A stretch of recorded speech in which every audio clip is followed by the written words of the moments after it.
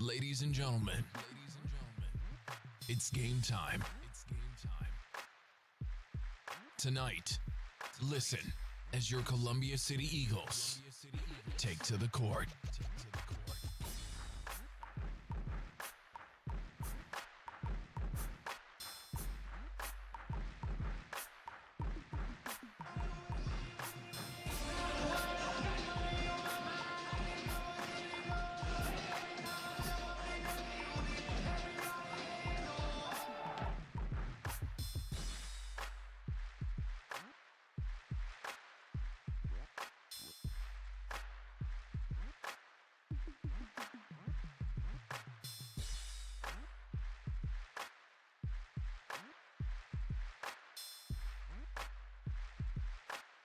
Ladies and gentlemen, and welcome to another night of Columbia City basketball. Sean Bledsoe, Sam Bechtold courtside here at Columbia City High School to bring you this NE8 matchup between the Columbia City JV Eagles and the Leo JV Lions. And as of right now, Sam, the JV Eagles are sitting at 5-1 in the conference heading into tonight's last conference game. Obviously, it is a bit tough to figure out the other JV teams in the conference, how they're doing.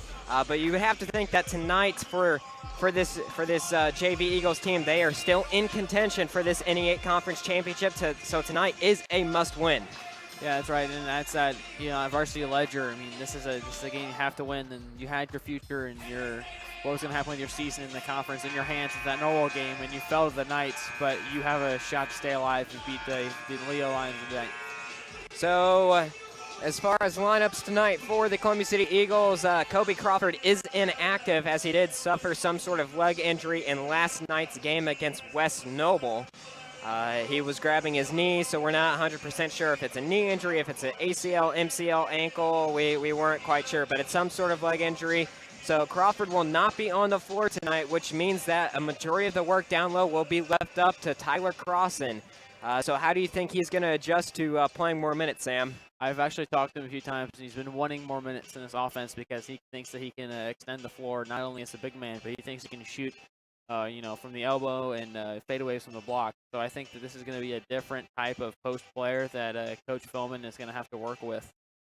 So then, do you think, as far as substitutions for Crossan, if he does get tired, who do you think it's going to be? Do you think it's going to be Bile rotating in for him? Yeah, you're going to have, I think Bile and Crossan are going to split minutes, maybe like 60-40. I think it's going to be a game where guys off the bench like Bile, like Kaufman, and everybody are going to have to step up. Well, we've also seen Cam Hogue work down low as well for this junior varsity team, so it'll be interesting to see how Coach Philman makes those adjustments tonight. Don't forget the varsity game will be brought to you by Andrew Thompson later tonight around 7:30. And the overall record, the varsity team since at 13-5 after last night's win over the West Noble Chargers. As far as the NE8 standings go, Leo is 4-1 heading into tonight. Norwell finished up NE8 play last night as they beat Huntington North with a final score of 56-43. So Norwell finished up at 6-1, so they sit atop the conference right now. Huntington North fell to 4-3, so can't win the conference this year, Sam, but we can finish second. But if the Eagles do pick up a win tonight, it will give them a ton of momentum heading into the postseason, considering that Leo is a number 4 ranked team in the 3A class currently. But we'll have starting lineups here coming for you soon. Talking about the Leo Lions, their varsity team, they come into this game 13-2. Their 2 losses came to Fort Wayne Northrop and New Haven. So, I mean, we beat New Haven last week, so this is definitely a winnable game for us. We're just going to have to not get caught in transition, as they do have Bontrager, who is a rather big boy who can run the floor pretty well and play really well in the paint. And yeah, they like to take the air out of the gym with transition, alley-oops, and really just,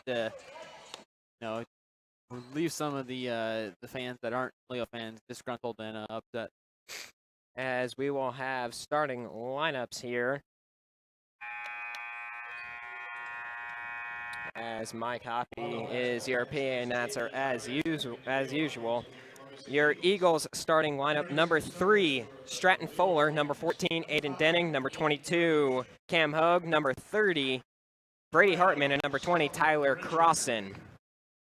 Starting lineups for the Leo Lions, as their numbers are relatively tough to read, as it is black on black. With the dark purple letters, the numbers. So starters for the Junior Varsity Lions, number 5, Aiden Furnish, a sophomore. Number 12, a freshman, Solomon Richard. Number 13, a junior, Luke Chappell. Number 24, Eli Legrange, a sophomore. And number 33, Brock Scott, a freshman for the Lions. So a good amount of variety there in the Lions lineup, anything ranging from a freshman to a junior. Obviously that junior being Luke Chappell, so we'll see how his leadership is brought to the floor here. But again, the Eagles are without Kobe Crawford tonight, so it will be interesting to see how Coach Philman makes those adjustments.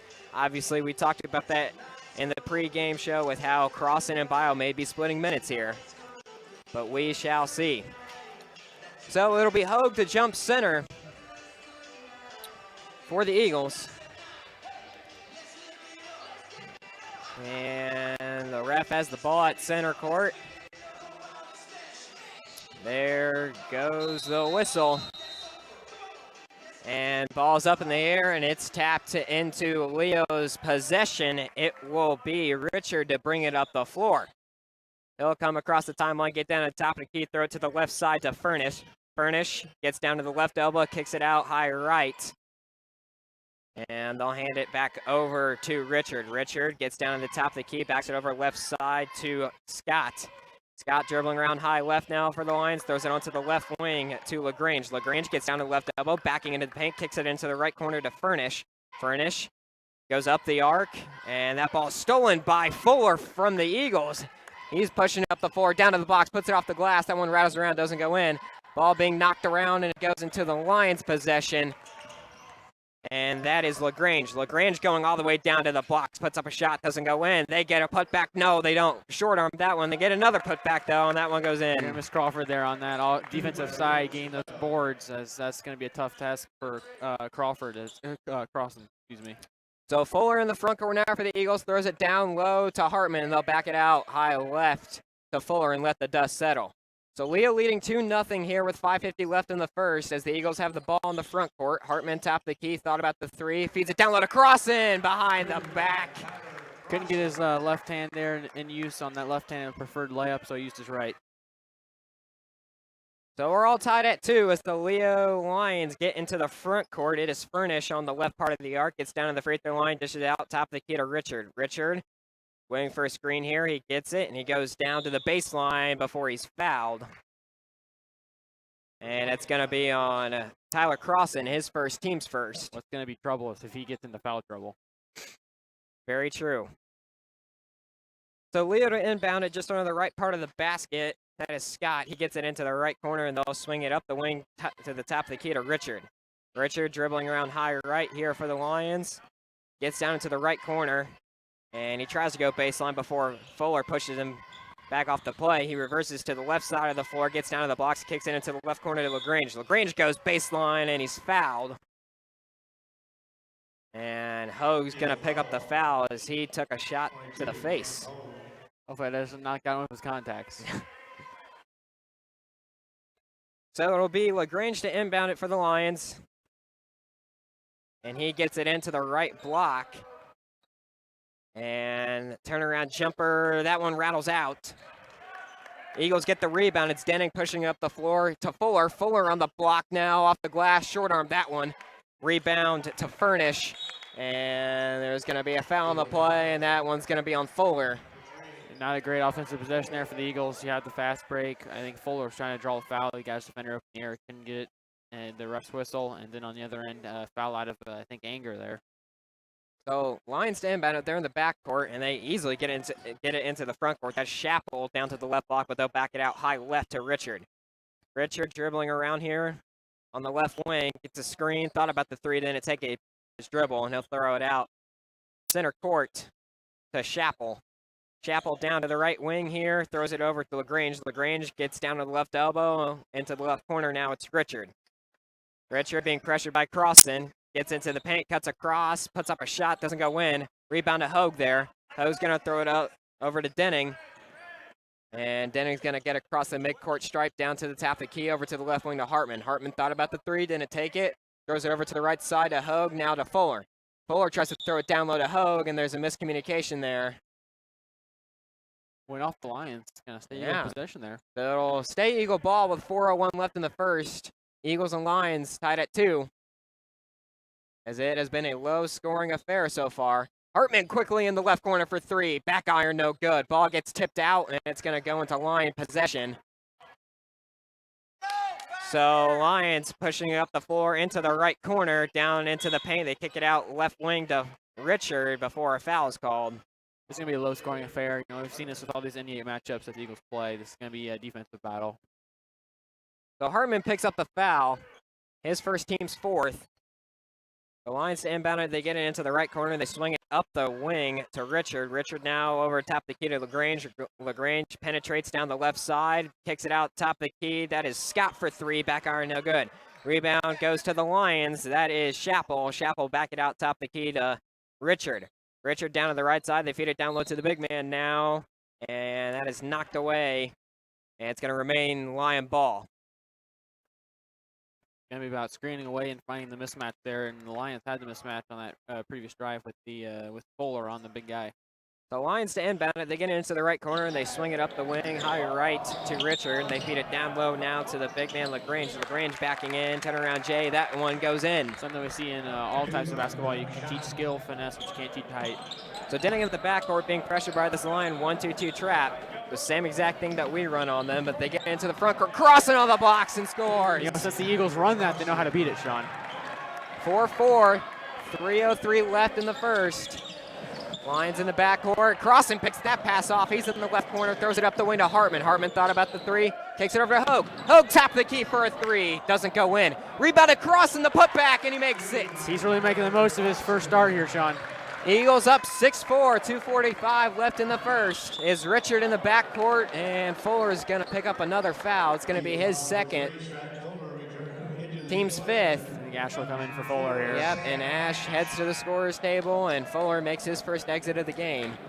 I think he's not being. His aggressiveness is great there, trying to force that turnover. But when you have the foul turnover ratio, I think has to be 1-to-1. So the Lions get it into the front court. That is Chappell going baseline, tries to feed it over to the left block to Legrange before that's picked off by Denning. Denning throws it up the right sideline to Hartman. Back over to Denning, top of the key for a 3. That one doesn't go in. Denning was 4 for 4 from beyond the arc last night.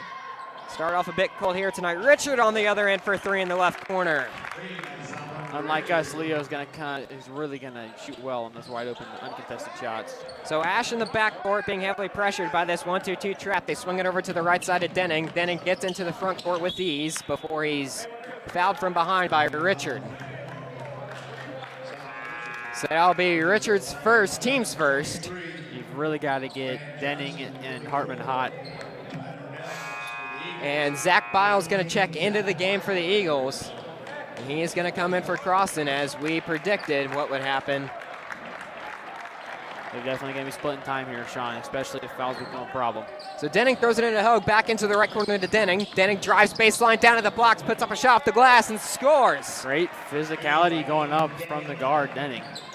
So Columbia City on top, 8-7, minute 51 left in the first. Richard in the backcourt for the Lions, gets it into the front court to Scott. Scott throws it down low to Nels, and that goes out of bounds, deflected by the Eagles. Still Lion ball. Great job by Bile and Hogue in the inside there to close that space relatively quickly. There'll be Lions ball. They throw it into the right corner. They drive baseline off the glass and score. So they regain the lead, 9-8, minute 40 left in the first. Ash in the backcourt again, throws it backwards to Hogue. Hogue up the right side to Denning. Denning to the middle of the court to Hartman before they throw it into the right wing to Bile. They throw it out top of the key now to Denning. Denning down the wing, throws it out to the top of the key to Hogue. Hogue over to Hartman in the right corner. Back out top of the key, Hogue. Hogue gets down to the right elbow, down to the block, and that shot is blocked. Goes into Lion possession. They're pushing up the floor into the paint. They put up a shot, rattles around, doesn't go in. They get the rebound and the putback. And they increase their lead to 3. Yeah, that's 1-2-2. You have to stay away from the corners here, and they're not doing that right now. So Eagles into the front court, and Bile travels, turnover Eagles. Gotta limit those unnecessary turnovers here if you want to keep this game in striking distance at all times. And Bile wasn't quite expecting that pass to come to him. I mean, he thought Hogue was just going to push it up the right sideline, as Hogue had all day in front of him. So Richard in the backcourt across the timeline, throws it down to the left elbow to Nels. Nels hands it over to Legrange, and Legrange travels. Is that what I saw? No, yeah, I think he just lost the ball here. Lost the ball out of bounds. Okay. He was trying to draw the blocking foul on Bile. Bile took a pretty huge shoulder there. So either way, line turnover. Eagles in the backcourt. It's Hartman going up the left sideline now into the front court. They throw it out. Ash now tap the key. Hogue will load up a three, tap the key, and nothing but net there from Hogue, and he ties it up. A body there, Sean. All square at 11, 25 seconds left. Lions have the ball standing on the Columbia City logo. They throw it down to the right wing to Richard. They feed it down low to Legrange before that ball is stripped away from him. Goes into Eagles' hands. Hartman into the paint, puts up a shot, short arm. Rebound to Denning. Denning the putback, and he makes it. Good awareness knowing where the ball is at all times, and the Eagles and the Lions have no. So Richard in the backcourt loaded up from half court, and that's going to be short. He had no awareness that the clock was at 6 when he inbounded the ball. No, he had absolutely no idea. In the first quarter action here at Columbia City High School, and the Eagles are on top 13-11 in this JV contest, and Sam has some underwriters for you. WJHS play-by-play is brought to you in part by ProFed Credit Union, specializing in savings for mortgages, car loans, and business banking too. ProFed Credit Union, 37,000 plus ATMs in 12 northern Indiana locations. In Columbia City, right next to Walmart, new location at profedcu.org. And tonight's game feed is brought to you by Morse's Builders Mart, located at 516 East Van Buren Street in Columbia City, with locations in Huntington, Wabash, Warsaw, and Goshen. Online at morsesbuildersmart.com, serving northeastern Indiana since 1871. Sean Bledsoe, Sam Bechtold courtside here at Columbia City High School, bringing you this junior varsity game. And as of right now, the Eagles are on top 13-11 heading into the second quarter. And Sam, this is arguably the most physical game that the Eagles have had this year. So they definitely handled it well. The Lions are bringing the same full court pressure that we do. It's a 1-2-2 trap, and I mean, the Eagles have been able to break it relatively successfully. But heading into this second quarter, what do you think the Eagles need to do to increase their lead? I think the Lions in this break understood that they're going to create some mismatches on screens, so they're really going to have to communicate and get off of those screens and shed those. As far as the concern from not having Kobe Crawford tonight, it looks like Coach Philman and the Eagles are handling it relatively well with Crossan and Bile. So the Eagles will have the ball to start the second quarter here. It's Denning standing on the Columbia City logo. Throws it down to the left side to Ash. Into the left corner now, Bile. They throw it back up the wing to Ash, and Ash gets down to the top of the key, kicks it over right side to Hogue. Into the right corner now, Denning. Denning cross-court pass over to Ash. He'll load up a three. Short arm that one. That ball gets knocked around before it goes into Lion possession. Lions pushing it up the floor. They kick it into the right corner. That's Richard for three. Short arm that one. Rebound to Hogue there for the Eagles. He's going to throw it up the floor to Hartman. Into the left corner now, Ash. And Ash is going to throw it down low to Hartman, who drives and draws the foul. I think in this second quarter here, they're going to try to get that box score and that foul column up for the Leo Lions. Will be the first trip to a free throw line tonight, and it's for the Eagles. As Hartman sets, fires, and makes the first one to increase the Columbia City lead to 3. Hartman's second free throw here with 6:19 left in the second, and he makes it. 2 for 2 at the charity stripe so far for the Eagles. Lions need to get a 2 or a 3 here to just keep this one possession game. So Richard into the front court, gets down into the right corner, feeds it down low to the blocks to Legrange. Legrange backing in, turnaround Jay, that one goes in. I think you have to get somebody else than Ash to guard Legrange there. So Denning in the backcourt here, 6 minutes left, gets across the timeline. He's just dribbling around here with Richard pressuring him, gets a screen from Hartman. And Denning still being hassled there high left. He goes down to the right side of the right wing, swings it over left side to Hartman. Hartman. And that's a charge on Hartman. So I believe that that is his second, team's 6th. That's one away from the bonus, and that's not good with almost 5:45 left in this half. As Crossan checks back into the game for Bile, as the Lions only have 2 fouls. They can be as scrappy as they want right now. They can.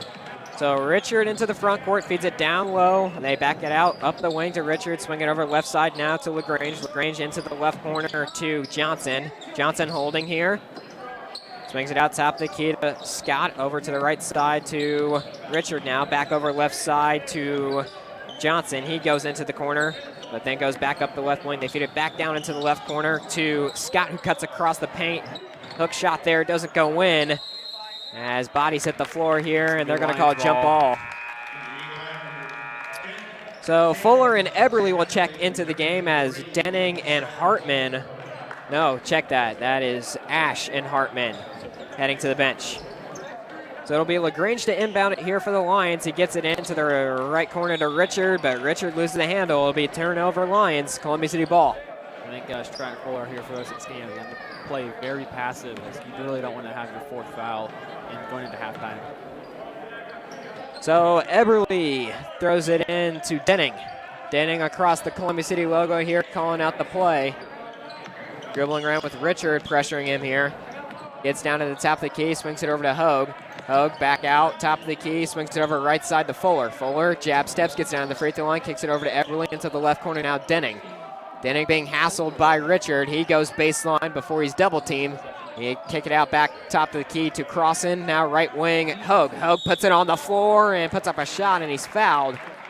Didn't make the shot, but he'll be heading to the free throw line. Yeah, great offensive possession there, understanding how to finally find cracks in this Lions defense, and passing and dribbling off the screens.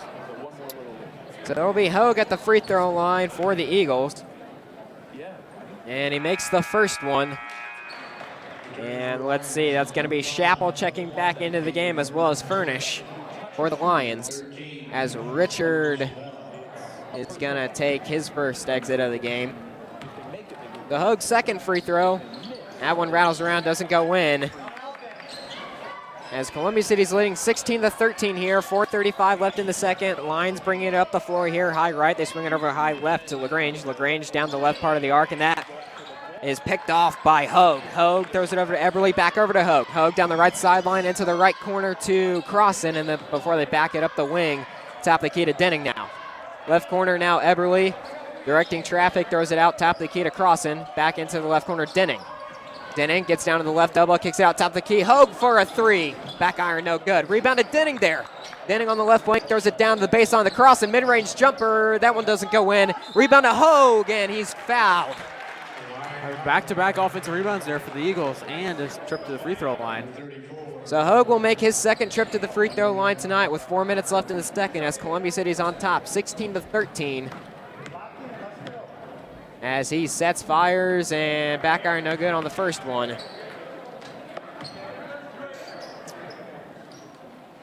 So Hogue's second free throw here, and he makes it to give Columbia City a 4-point lead. So it'll be the Lions in the backcourt here. It's going to be Furnish pushing it up. Gets across the timeline, throws it down to the left side of Legrange. Legrange gets a screen, goes to his right side, kicks it out right wing. They try to feed it down low. That pass is picked off by Crossan. Crossan throws it up the floor to Fuller. Fuller down the left sideline now, down to the left wing, throws it out top the key to Eberly. Eberly swings it over to the right side to Hogue. Hogue down to the right elbow, jump stop, and off the glass, scores. What an amazing move from the right wing all the way to the rack. What a move by Cam Hogue to give Columbia City a 6-point lead here. Lions on the right wing here. They back it out top of the key to Chappell. Chappell being pressured by Denning, and Denning's going to pick up a foul. Sends Lions to the line. So it'll be a 1-on-1 opportunity for Chappell with 3:18 left in the second. You know, you can always tell how disciplined a team is based on their free throw percentage, and that's something we saw last night with the Chargers. I don't think they were disciplined, and you saw that. Yep. So it'll be Chappell with the 1-on-1 opportunity here for the Lions. Their first trip to the free throw line tonight. As he sets, fires, and makes the first one to cut into the Columbia City lead. Chappell's second free throw, and he makes it. Columbia City lead is down to 4 Hogue in the backcourt here for the Eagles. Hands it over to Eberly. Eberly being double teamed, gets it to center court to Hogue. Hogue's got 2 men chasing behind him, throws it into the left corner. Fuller for shot fake before he nearly traveled there. Kicks it out to Hogue, top of the key. Denning now right wing for 3. That one rattles around, doesn't go in. Rebound to Fuller. Fuller loses the handle, and that goes out of bounds. It'll be turnover Eagles, Leo Lyon ball. He was all over that ball, though. He was on the hardwood. That's like to do that. He had the possession, bobbled it, and then bodies hit the floor, and he tried to throw it out to Hogue on the left side. Just Hogue wasn't expecting it.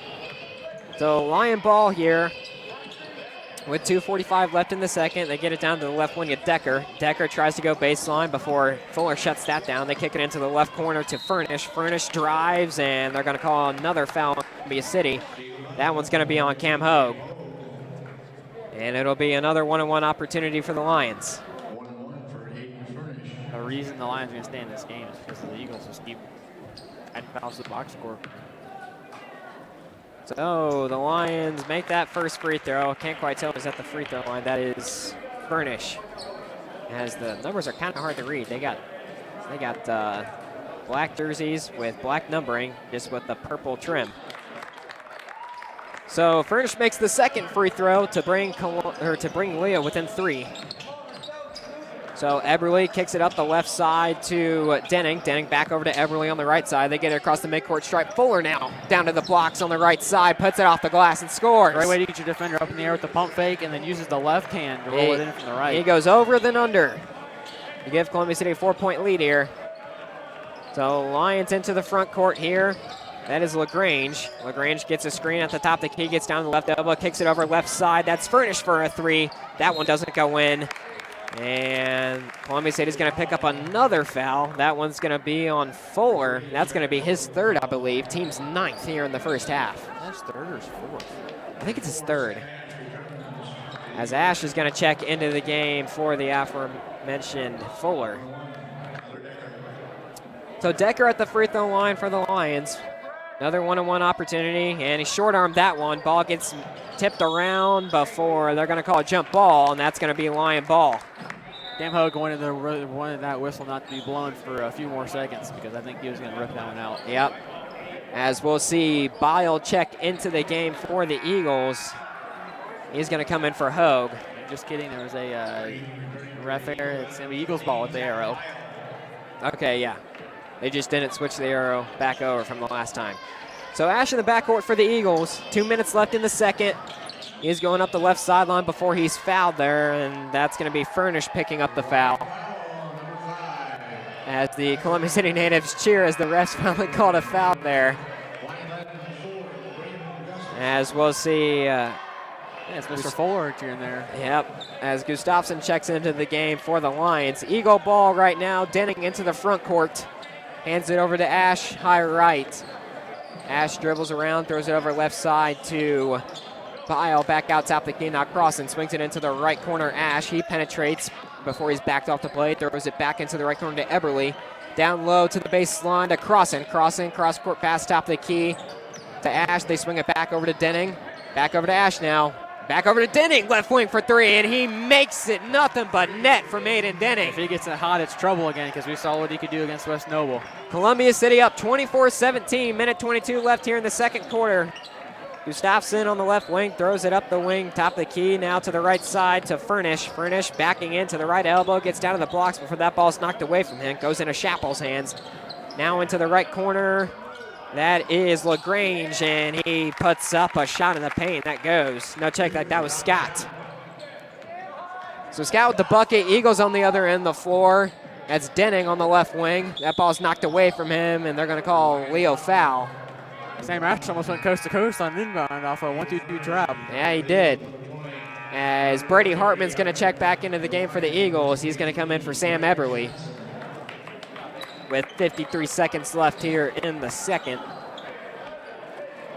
Columbia City on top 24-19 in this JV contest. Aiden Denning to inbound it for the Eagles. Gets it into the backcourt to Ash.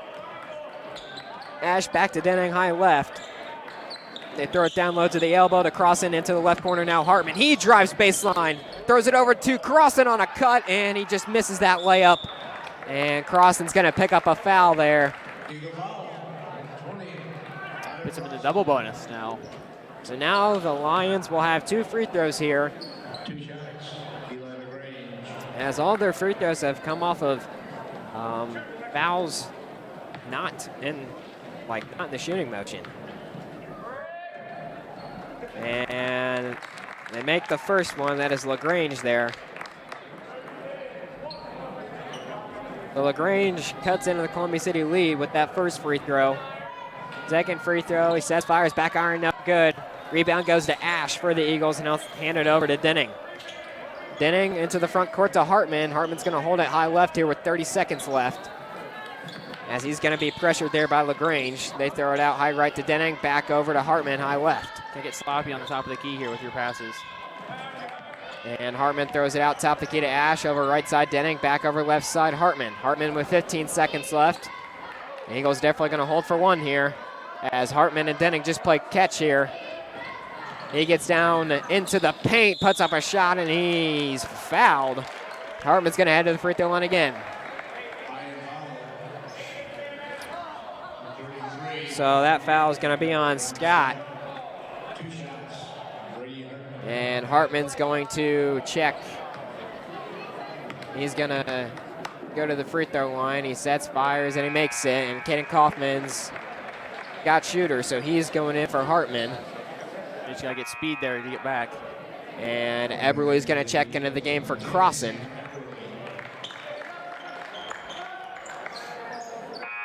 So with 5 seconds left, the Lions make a substitution. That is Richard checking back into the game. So Columbia City up by 5. Hartman at the free throw line with another free throw. He sets, fires, and he makes it. So Kaufman will check in for Hartman. So the Lions will have it in the backcourt with 5 seconds left here, as they trail by 6 to the Eagles. They get it in. That is Richard. Richard throws it to the middle of the court to Scott. Scott, half-court heave, no good. In the first half action here at Columbia City High School in this JV game, the Eagles are on top, 26-20. And Sam has some underwriters for you. This broadcast is brought to you by Bart's Car Store, a selection of cars, trucks, vans, and SUVs. Bart's Car Store offers test drives, cash or trade-ins, and financing options. Bart's Car Store, serving Columbia City, Willie County, and Fort Wayne. Tonight's microphones are from the support of Flowtech Heating and Plumbing, serving locally for 29 years. More information is available at flowtechbnh.com. Go ahead and break down that first half action there, Sam, and we saw that there was a lot of physicality there as the Eagles put the Lions in the double bonus there in the first half. So a lot of fouls there caught on the Eagles, and they were getting a bit physical, a bit chirpy. But I mean, as far as what you saw there from the first half, obviously they are leading by 6. What do you think contributed to that? They were able to, even though they had 10 fouls, and you saw a lot of those weren't even in the shooting motion. Those are, fouls or reach-ins, blocking fouls, fouls that they, could have limited. But I think you go to this 6-point lead at the half, I think you can attribute that to the ability that they had to drive in with Crossan and Hogue. And that's a special move. I mean, Cam Hogue took his defender from the wing to pretty much to the rim and was able to drill that. So that just goes to show that I think this Eagles team wants this win a little bit more than Leo Lions do. So the Lions are trailing by 6, and Sam, I mean, as far as from what we saw from the Leo Lions, obviously probably the biggest team that we've seen, or biggest JV team that we've seen this season, and the Eagles have handled it relatively well without the presence of Kobe Crawford there on the floor. But as far as from what you've seen from the Lions, what do you think they need to do in order to get back into this game? I mean, obviously they're only trailing by 6, but gain the lead again because it was back and forth there in the first half. So what do you think they need to do? I think you almost have to make lazy passes and then snatch them as fast as you can to try and get Fuller on the ball more, because he has really been he hasn't been on the mark tonight on the defensive side of the ball. So I think if you can get Fuller to tackle 1 or 2 more in, then you're going to have a rotational player like Eberle or Kaufman have to play the rest of the game at the guard position. That's definitely a different size presence as Fuller and Eberle are different heights. Eberle being a bit shorter, but still just as physical, I would say. Sam Eberle is, if not more physical than Stratton Fuller is. But still, it's going to be kind of hard to not have Stratton Fuller on the floor, as he is, I would argue, your biggest shot creator on the floor as well, just with how he can go on the dribble drive and elevate from mid-range, or how he can draw the attention into the paint and kick it out for a three-pointer. So, but don't forget, the varsity game will be brought to you by Andrew Thompson around 7:30 later tonight. And the overall record, the varsity team sits at 13-5 over last night's win against the West Noble Chargers. When you look at the NE8 standings, Leo is currently 4-1. They have DeKalb left after us to play, as they have to make up that game, because I believe that game was scheduled for a week and a half ago when we had the snowstorm up here in Northeast Indiana. Norwell, they finished NE8 play last night as they beat Huntington North. Final score 56-43. So Norwell did finish conference play at 6-1. They sit at the top of the conference. Huntington North dropped to 4-3, and currently the Varsity Eagles sit at 4-2 in the conference. So we can't win the conference this year, Sam, but we can finish second. But if the Eagles do pick up a win tonight, it will give them a ton of momentum heading into the postseason, considering the fact that Leo is the number 4 ranked team in the 3A class currently. So looking forward to this varsity matchup tonight. Obviously, you have a big boy with Bontrager, who can run the floor really well for the Lions, and the Eagles definitely cannot get stuck in transition from offense to defense tonight. They have to make sure they get back on the floor, because Bontrager can run that floor and he can dunk. That's 100% true. He can finish in the paint really, really well, that's for sure. But as far as like what do you think the Eagles need to do on the offensive end of the floor? Obviously, they need to shut down things on the inside. That's the main thing for the Eagles tonight. And if they can do that, they make Leo shoot from the outside, but then also they have to contest those outside shots, because they do have good guards as well. But on the offensive floor for the Eagles, what do you think they need to do in order to put up points and match that Leo Lions offense? Yeah, protect the ball more than you ever have. I mean, in your first half of this season and where you are now, you have to play your cleanest game, because you cannot allow the Leo Lions, if you have a 1, 2, 3-point lead, you can't give them a spark all of a sudden, because they can get an alley-oop off of your mistimed pass. That, and we just can't get into foul trouble. I mean, we can't have Spellman or any of our big guys like Hedrick, because Hedrick has taken on the role that Crawford once had, is playing down there. We saw that last night against the West Noble Chargers, with just the fact that Hedrick was kind of wrestling down there with the big boys on the blocks, and he's not the tallest guy by any means, but he's just as physical as anybody else on the floor. So it's definitely going to have to, the Eagles are definitely going to have to rely on Spellman and Alex Hedrick down low in order to defend the hoop from Bontrager. So that's definitely something that they're going to have to watch. They're going to have to watch foul trouble. Rhett Wilson is probably going to get a lot of minutes on the floor defensively, because, I mean, he is the defensive player of the year so far this year. I mean, I told Coach Thompson a week ago, I was like, if you total up the number of charges that kid has taken, it's probably the most out of any player in the state of Indiana. That's how he can get more and more playing time, I guess, is, hitting the deck after, drawing that. Yes. Talking about other Columbia City news, we're going to start with swimming. Eagle swimmer Emma Johnson competed in the 100-meter breaststroke last night at the state finals. Sadly, she did not make it to the final. She didn't advance through her heat, but still, congratulations to Emma on an amazing season. Talk about Columbia City wrestling, as those boys had semi-state at the Coliseum in Fort Wayne today. Let's see if we can find it here. We had 5 wrestlers head to semi-state: Jaden English, Gorey, Maggard, Clifford, and Sanderson. So Jaden English finished his sophomore season with a loss in the first round of semi-state. Sanderson, he lost in the first round there at semi-state. Maggard won his first match, and he gets a second period pin in that first one to advance to the second round. Justice Gorey won 10-3 to advance to the second round. Ian Clifford got a second period pinfall. He was 1 win away. Maggard won his second match 10-1. He's headed to Indianapolis for the state finals. Gorey lost 4-3 to end his junior season. He still has one more year, I believe. He's gonna be a threat, and he's a tank on the mat. And then Ian Clifford, in his second match, he got a second period pinfall. He's headed to Indianapolis as well. Maggard dropped his semifinal match. He was wrestling for third. Clifford won. He got a first period pin.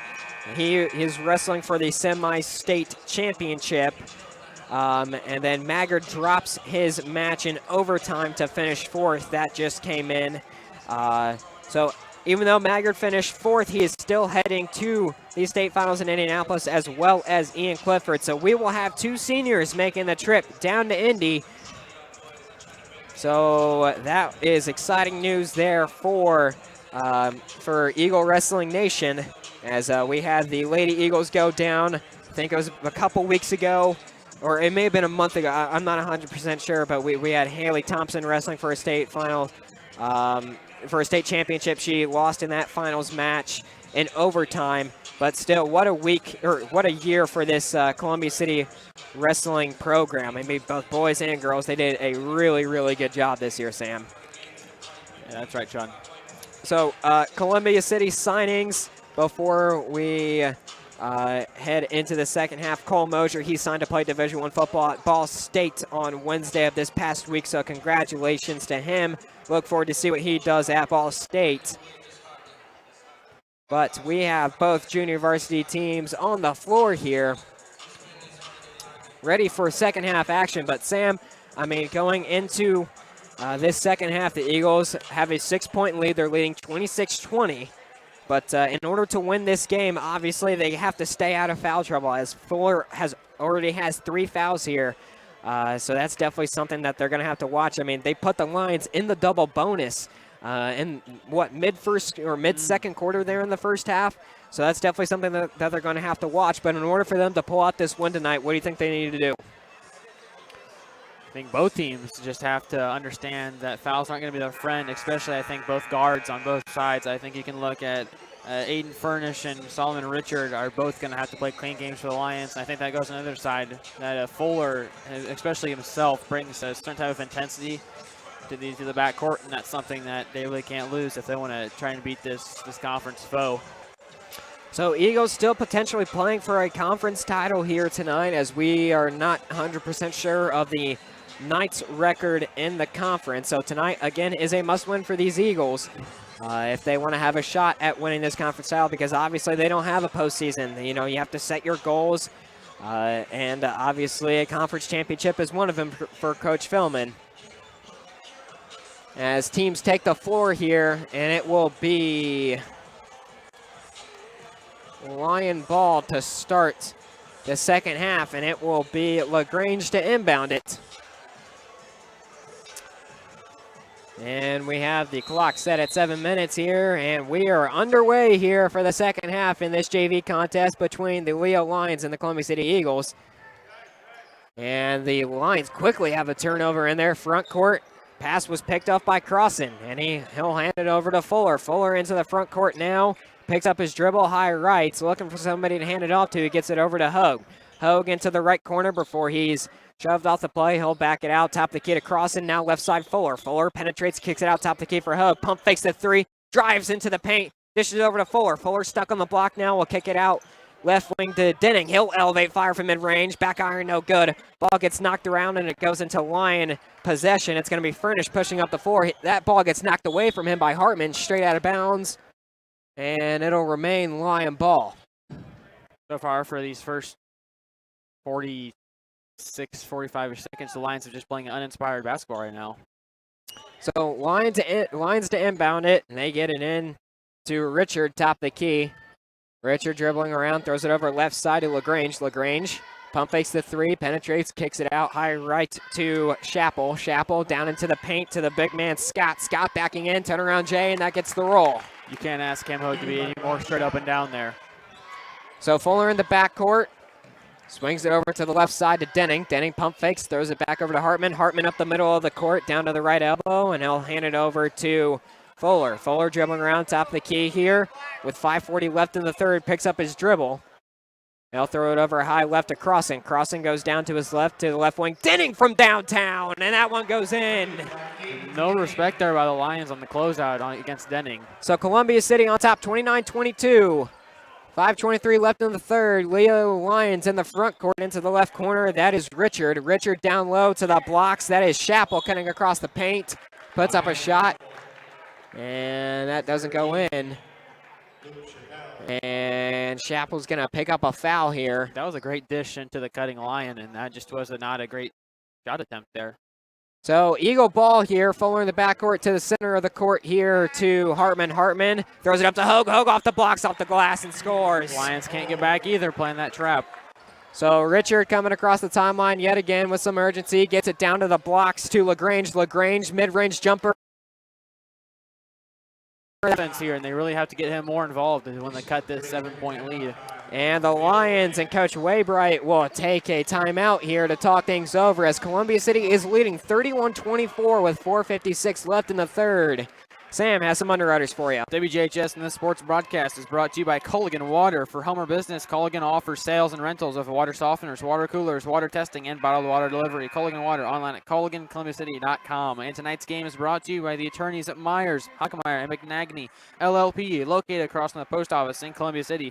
They're on the line at 260-248-2224 and on the web at capitalwwhitleylaw.com. Sean Bledsoe, Sam Bechtold courtside here at Columbia City High School, bringing you this JV game. The Eagles are on top right now, 31-24 with 4:56 left in the third as teams break huddle from the Leo Lion timeout. And the Lions are gonna call off the full court press here as Fuller gets into the front court, flips it over left side to Denning high left. Denning looking for something, flips it back over right side to Fuller. Fuller down to the right wing before he picks up his dribble, throws it into the right corner to Hogue. Down low to cross it on the block. Cross-court pass. Hartman left corner for three. Bingo, there it is. That's a 10-point lead now for the Eagles, but they have to get back on defense. Richard quickly into the front court, into the left corner, and he'll back it out and go up the wing to the top of the key. Feeds it down low into the left corner to Legrange. He goes baseline, kicks it back out to Scott. Scott tries to penetrate before he's backed off the play by Crossan. And he'll throw it over to Richard standing on the volleyball line. He'll hand it over to Furnish on a weave, and Furnish loses the handle, and it's going to be turnover there for the Lions. Eagle ball. Even if Furnish saved that, Fuller was all over that. So Eagles on top by 10, 4:10 left in the third. Fuller across the midcourt stripe, throws it over right side to Denning. Denning back over left side to Fuller. Fuller thought about the three, didn't take it, flips it back over Denning. Denning penetrates down to the blocks in the paint and off the glass and scores. Really expecting Brock Schott to really put his presence on in the paint there and try to contest that shot, but there was just no contest. So Eagles up by 12 as Richard goes into the front court for the Lions yet again. Gets down to the right wing, gets a screen, reverses to the top of the key, and Crossan's going to pick up a foul there. That'll be Columbia City's first foul of the half with 3:41 left in the third. And Legrange is going to inbound it here for the Lions. He gets it down low to the blocks to Nels. Nels holding on the baseline. And he'll back it out right wing to Scott. Scott penetrates. He's got Crossan all over him before he backs it out top of the key to Richard. Richard down low to Nels, and he throws an errant pass. Turnover for the Lions. And Leo Lions have to have a double-digit turnover margin right now. I mean, the Eagles have kept it pretty clean with their passes, and that's exactly the opposite of what Leo has done. Fuller into the front court, 3:20 left in the third. He flips it over to Hartman. Hartman tries to penetrate before Richard makes him pick up his dribble. He swings it over right side of Fuller. Fuller into the left corner to Hartman for three. Back iron, no good. Ball gets knocked around, and it's going to go into line possession. That is Scott pushing up the floor. He goes into the left corner to Legrange. Legrange goes baseline, kicks it out. Left wing, Scott for three. Back iron, no good. Ball gets battered around, and it goes into Hartman's possession for the Eagles. He's going to flip it up the floor to Denning. Denning to the left wing.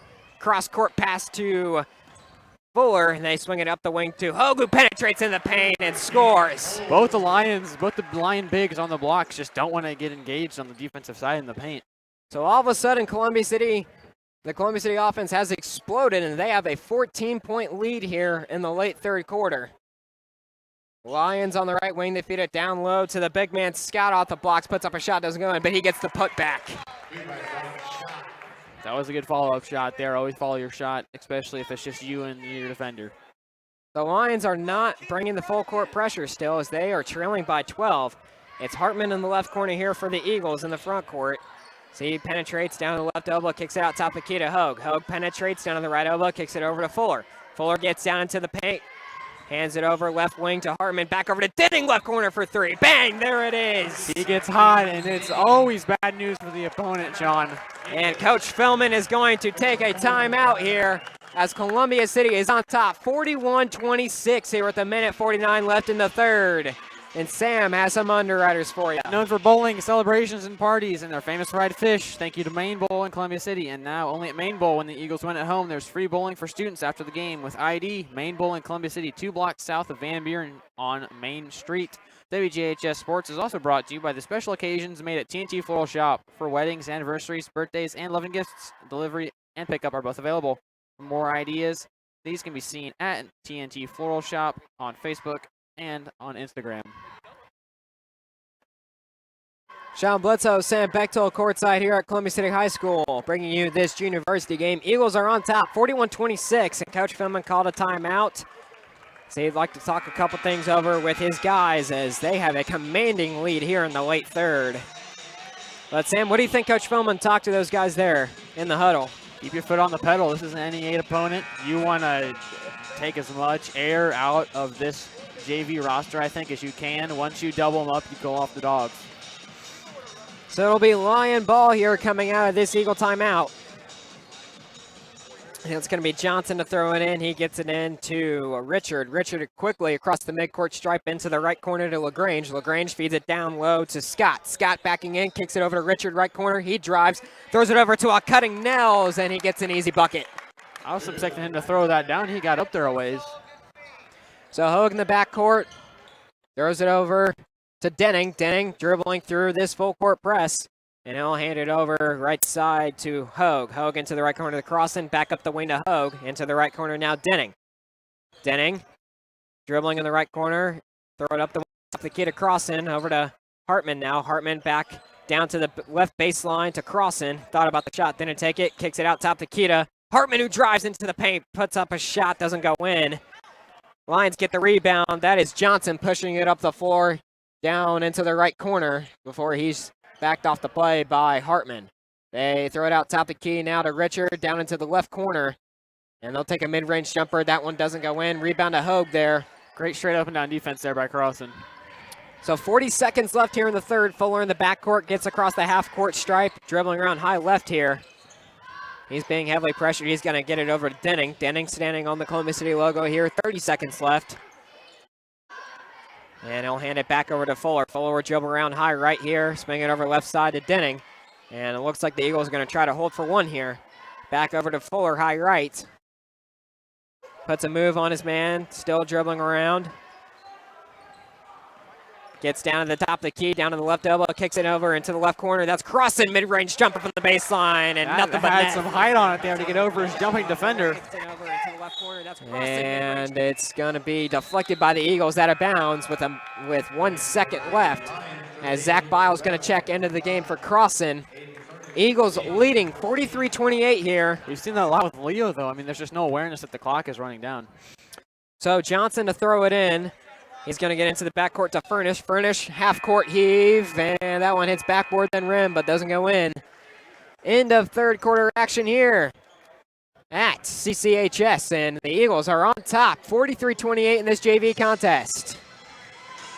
Tonight's game is brought to you by the family of Sweetheimer Trash Removal and Roll-Off Services. Services include residential pickup, commercial roll-off containers, cleanup, and bulk items can be picked up as well. Since 1986, Sweetheimer Trash Removal and Roll-Off Services. WJHS posts highlights and schedules on Facebook. Please give us a like and a follow. And tonight's game is made only possible with listener support. Your contribution helps update equipment for Columbia City sports broadcasts for home and away games. Show the support for the broadcast by emailing allcapitalradio@wjhs915.org. Sean Bledsoe, Sam Bechtel courtside here at Columbia City High School, bringing you this junior varsity game. And Sam, as of right now, the Eagles have a commanding lead, 43-28 heading into the fourth quarter, and that offense just exploded there in the third quarter. Defensively, too, they shut down the Lions as well.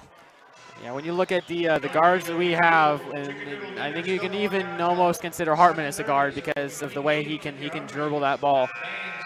You get Denning and a Hartman and even the occasional Hogue shot, you get those to fall in with a rate of higher than 50%, and you reflect that on the scoreboard, and I wouldn't expect the Eagles to lose to another team on the JV side of their ledger and the rest of their schedule if they can shoot better than 50% from the field.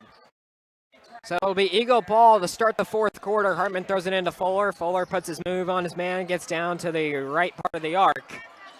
And he'll throw it over left side to Hogue. Hogue down to the left elbow before he picks up his dribble, kick it out. Denning from the parking lot. Back iron, no good. Rebound to Hogue there, fighting in the paint. Puts up a shot. That shot is blocked, though.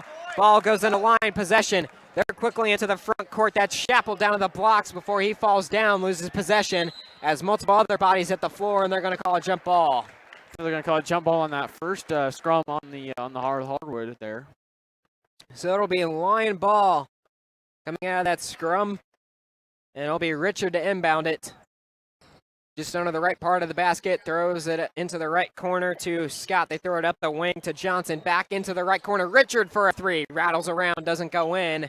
Denning gets the rebound. He's going to push it up the right sideline and let the dust settle. Richard has to be having an off night because he's taking a lot of those shots that I think would normally fall for him. So Fuller into the left corner to Hartman. Hartman goes baseline down to the blocks, and before that ball's knocked away from him, but he's going to get fouled. And he's going to head to the free throw line. Something that we've seen that's different in this second half is so far been a cleaner game for your Eagles. So Chappell's going to pick up the foul there for the Lions. And Hartman's got 2 free throws at the charity stripe. He sets fires, makes the first one to increase the Columbia City lead with 6:07 left in the fourth. And Hartman's second free throw here. He sets fires, and that one rattles out. And the Lions get the rebound. It's going to be Scott pushing up the floor across the midcourt stripe onto the left wing to Richard. Richard to the top of the key. Throws it down low to the blocks to Scott. Scott backing in, kicks it out. Richard top of the key for a three. And that is an air ball, and it goes out of bounds. You got the mismatch with their big guy shot on Stratton Fuller. I don't know why they don't try to exploit that more, instead taking an ill-advised three. As Ash is going to check into the game for Aiden Denning, as Denning has had the hot hand for the past 2 games. So he goes in the backcourt. It's Bile. He gets it over to Hartman. Hartman quickly into the front court, down to the blocks, off the glass, and scores. You know, if you're going to run that a very aggressive 1-2-2 trap, you have to be able to get back on defense, and your trap must not be that good if you can just dribble right through it. So Richard again into the front court, down to the right part of the arc, down to the right elbow, throws it down low to his man Scott, and he overthrows him. Another turnover here for this Lions team. I'm very positive now that the turnover differential, if when the Eagles JV squad gets their stat wrap of this game, is going to be you guys took care of the ball significantly better than your opponent. So Kaufman checks into the game for the Eagles as well as Ash. Ash in the backcourt here has got a man chasing behind him. He's got a couple of numbers here, 2-on-2, before that ball is knocked away from him from behind. It goes into Scott's possession. Scott pushing up the floor for the Lions, top the key here, and I'll hand it over left side to Johnson. Johnson on the left wing, back out top the key, down into the free throw line, and he'll kick it out top of the key. Scott for three, front rim, no good. Rebound to the Lions there, down low, that is Furnish who draws a foul, and he'll be heading to the free throw line. I think we got to use Furnish and shot more for the rest of this game for the Leo Lions and just try to exploit anything you can inside. As Hartman picks up that foul for the Eagles. Furnish's first free throw, he makes it. As we'll see Legrange and Nels check back into the game for the Lions. So Furnish's second free throw here. Sets, fires, and back iron, no good. Ball goes into Hartman's hands. And with 5 minutes left here in the fourth quarter, Columbia City is on top by 17. Into the left corner now, Kaufman. He gets down to the left elbow, elevates, fire, right jumper, and he knocks it down. That might be his first points of the season there for Kaufman. So Kaufman with a nothing but net bucket to give Columbia City a 19-point lead before Legrange drains a three from the left part of the arc there to cut into the Columbia City lead. 4:30 left here in the fourth. Columbia City on top, 48-32. Kaufman into the paint, kicks it into the right corner. Ash for three, and he buries it. No help side defense there by the Lions off the ball. Richard now into the front court. Throws it down low to the blocks to Nels. Nels backing in, turnaround jumper. He short-armed that one. Ball goes out of bounds, and it's going to be off of Columbia City. Still playing ball. Another hot shooting night for this Eagles team. It is. They have been on fire from in the paint and from the perimeter. And the Lions inbound it. Scott in the left corner feeds it down low to Legrange backing in. Nels gets the put back. Great job by Nels to follow his teammate's shot. So 4:03 left in the fourth. Columbia City on top, 51-34. Hartman holding high left, flips it over right side to Hogue. Into the right corner now, Kaufman. Kaufman flips it back up the wing to Hogue. Tap the key here, Bile. Bile throws it down low to a cutting Hartman, and he let him too much. So it'll be turnover for the Eagles as Sam Eberly checks into the game for Brady Hartman. Too much zip on that. I think Bile could have given him a bounce pass there, and he could have gathered that off the bounce and almost caught that midair during the shot. So it is Lion ball here with 3:45 left in the fourth. Burnish into the front court, throws it over to the right part of the yard to Legrange. Legrange flips it over left side to Richard. Richard dribbling around on the left wing, feeds it down low to big man Nels, and it looks like it's going to be a Columbia City foul. I think that one's going to be on Kaufman. Yep. So I believe that'll be Kaufman's first, team's third here in the second half. The Lions will inbound it just under the left part of the basket into Nels. Turnaround jumper in the paint. Too strong. Rebound there to the Lions. They flip it over to Legrange on the right block and an easy layup. Bile's got to put up on it. So Kaufman in the backcourt gets quickly across the midcourt stripe, goes it into the right corner to Ash. Ash cutting pass to Kaufman into the left corner to Eberly as they had a shot opportunity, but they didn't take it. Bile gets the ball, puts it off the glass, and an and one as he hits the deck.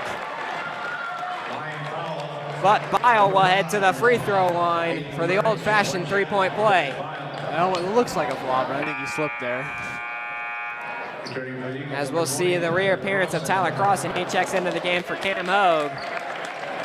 As the four usual starters for the Eagles are on the bench. If the Eagles can play this well, that's a great sign of depth. So Bile sets fires, and he short-armed that one. So 3:07 left in this game. Richard into the right corner for three for the Lions, and that one rattles around, doesn't go in. Rebound to Crossan. Crossan tries to throw up the floor before that's picked off by Richard. Richard dribbling around high right.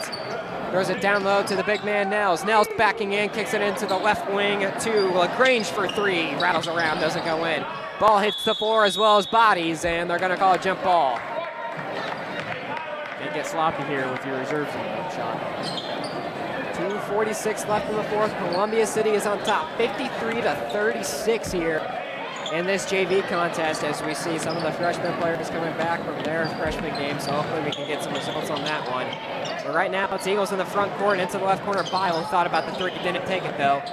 They swing it up the wing to the top of the key to Eberly, and Eberly throws an errant pass. That's going to be turnover Eagles, line ball. See with these new guards is that they aren't as confident as the starters are, and Fuller and Denning and Hartman. They're really going to have to clean up these silly errors.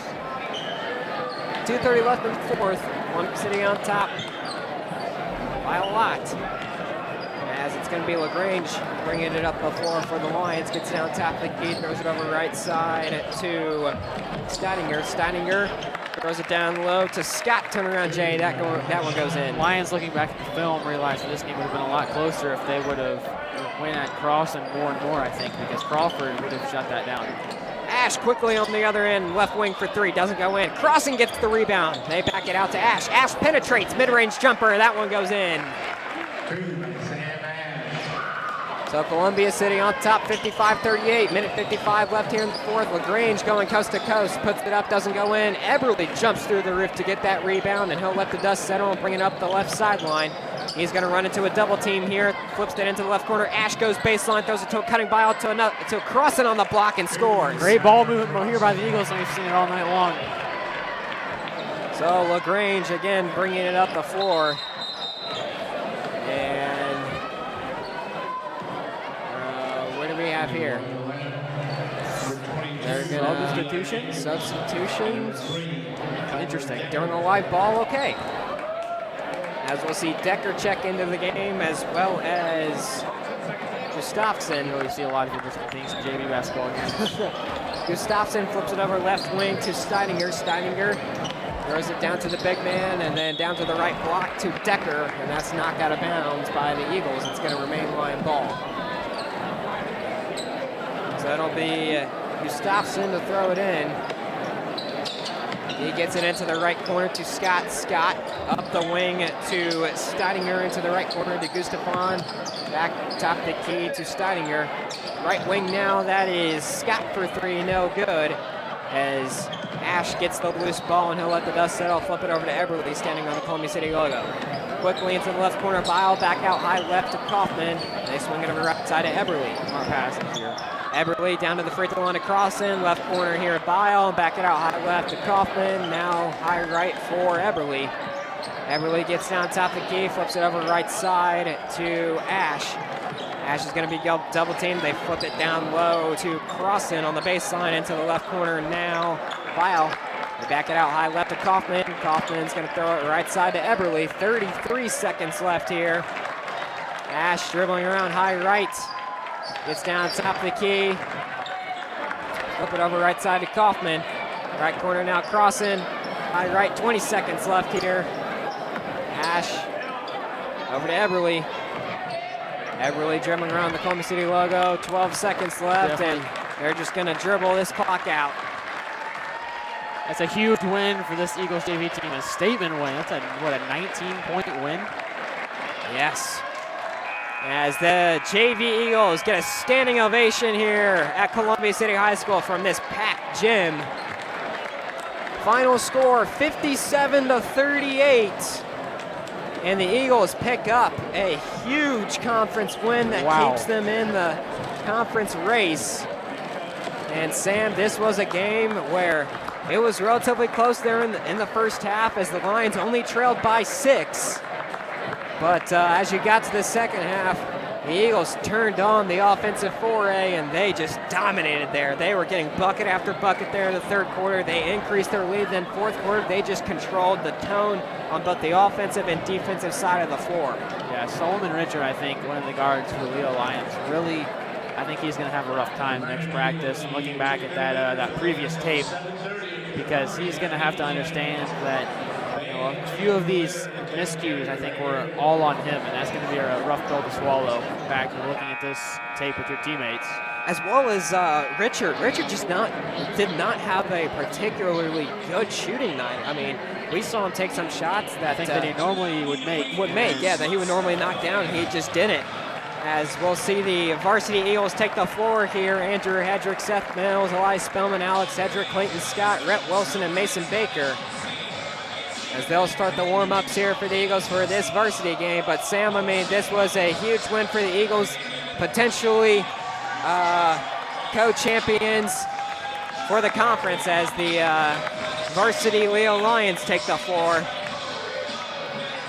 as they are the number 4 ranked team in 3A. It's going to be a challenge tonight, John. Yep. But Sam, like I said, the Eagles potentially co-conference champions. We'll wait on the results from that. We're not exactly sure what Norwell's record was coming into this. Same thing with Leo. So we'll get the results on that, and we'll report that next week. But I mean, they obviously have what, 3 games left in the season. They have Manchester, Northridge, and Concordia Lutheran. So 2 home games, those are Manchester and Concordia Lutheran, and then 1 away game against Northridge. But going forward to those last 3 games of the season, for our last 3 games of the season on the broadcast, but I mean, looking forward to those final 3 games, what do you think the Eagles need to do in order to finish strong and finish with a very good JV record? If they continue to shoot like they have these previous 2 games, you saw them shoot extremely well against the Chargers. And Hartman and Hogue didn't shoot extremely well from the perimeter, but that is all shouldered by the load that Aiden Denning had to carry, and he did. He's just so effective from beyond the arc, and that's what's really going to, I think, propel these Eagles to these next few games. Well, Sam, we're going to throw it back up to the studio to Courtney Johnson, as she'll have some music for you, ladies and gentlemen. But for my broadcast partner, Sam Bechtel, this is Sean Bledsoe saying so long from Columbia City High School, telling you once again the final score of this JV contest was 57-38, and it favored the Columbia City Eagles. Tune back in about 13 minutes, and Andrew Thompson will be on the mic. Good night, everyone.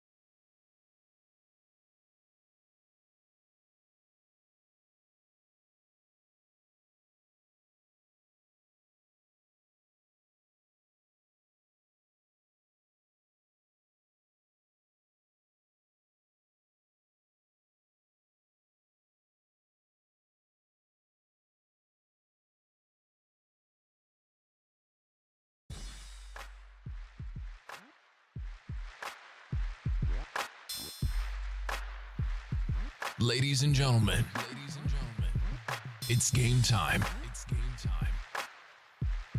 Tonight, listen as your Columbia City Eagles take to the court.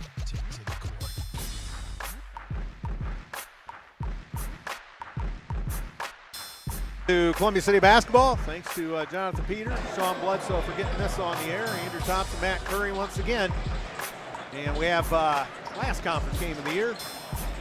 Leo and Columbia City. Leo still has us and DeKalb to play. Meanwhile, Norwalk completed theirs at 6-1 last night, so that in essence takes Columbia City out of the equation, although we could factor in whether or not Leo gets a piece of it. You just want to win the game anyway. Yeah, I mean, you know, it's going to be a tough game. Bontrager is a really good ball player. Allen, you know, they got two guys that are, they don't list heights, but I'm assuming they're both about 6'6", 6'7". So, you know, obviously we are extremely undersized tonight, but, you know, it's not a game that we can take lightly, and New Haven beat this squad. So, you know, we've got a chance to basically spoil their chance at a shared conference championship, and you know, just get another win. So, well, we'll see. And they've got a lot of size that we have to deal with.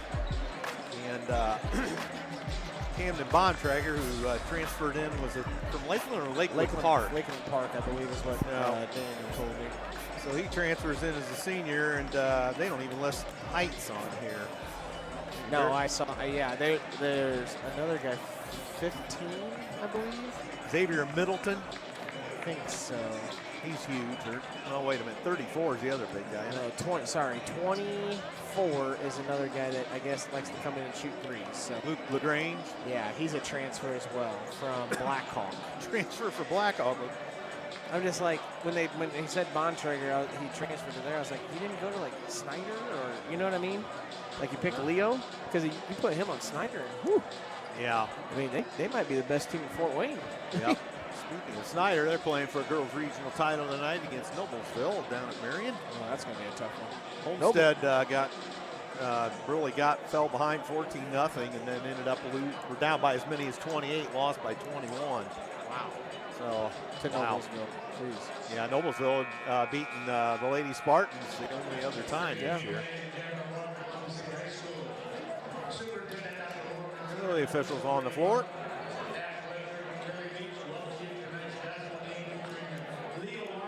Now, what's his name? Dang it. I just met him a couple weeks ago at Huntington University game. I got to do better about remembering names. So we're going over all the ground rules.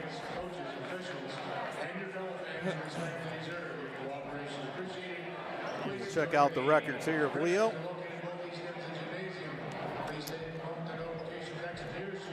Here comes the flag. I guess we just better stand up. I know a lot of the Leo fans back here were getting pretty rowdy during the JV game, so I think it's going to be, we might hear some shouts from the peanut gallery behind us tonight. We're getting a little antsy over the C-team game, right. too. Did we win the C-team game? Nope. Lost by 12. We're down 4 and then just kind of fell apart. From Indian Springs, Tanner Miller.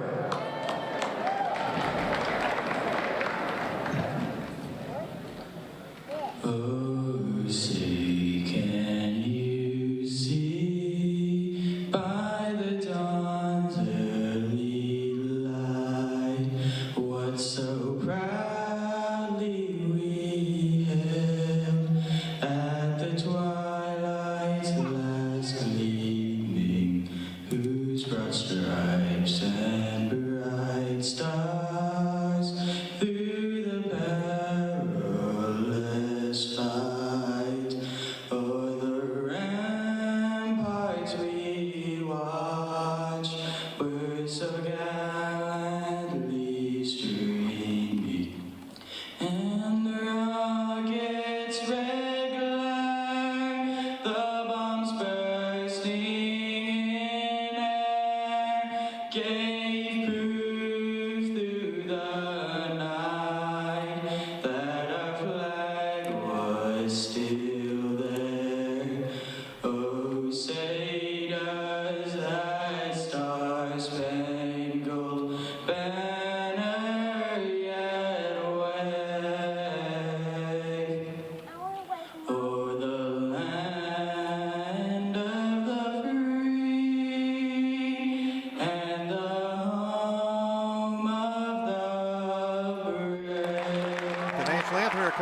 High School tonight. 7th grader Noah Miller, did they say?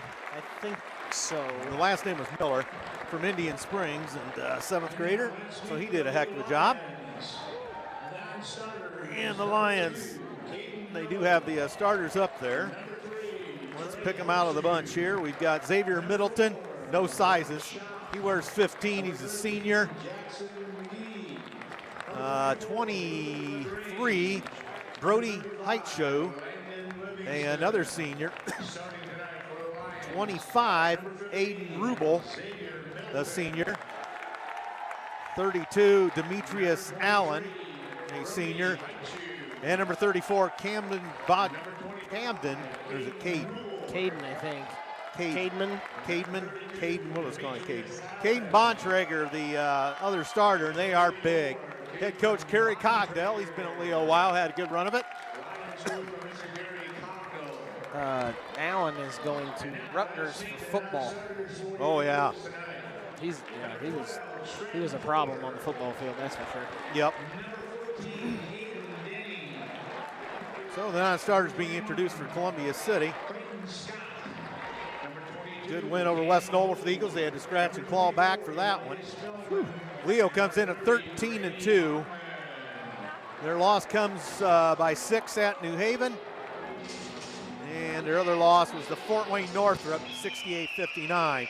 Kerry Cogdell in his 18th year at Leo, 264 and 184 overall.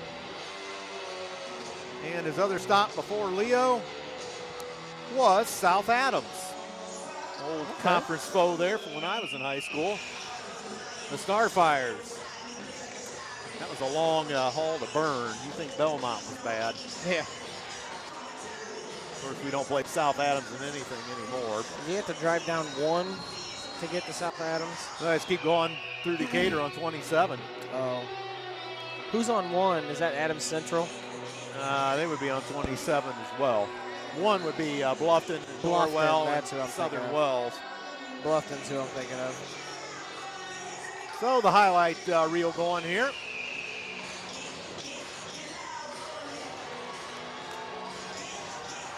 B-team game went the way of the Eagles, 57-38.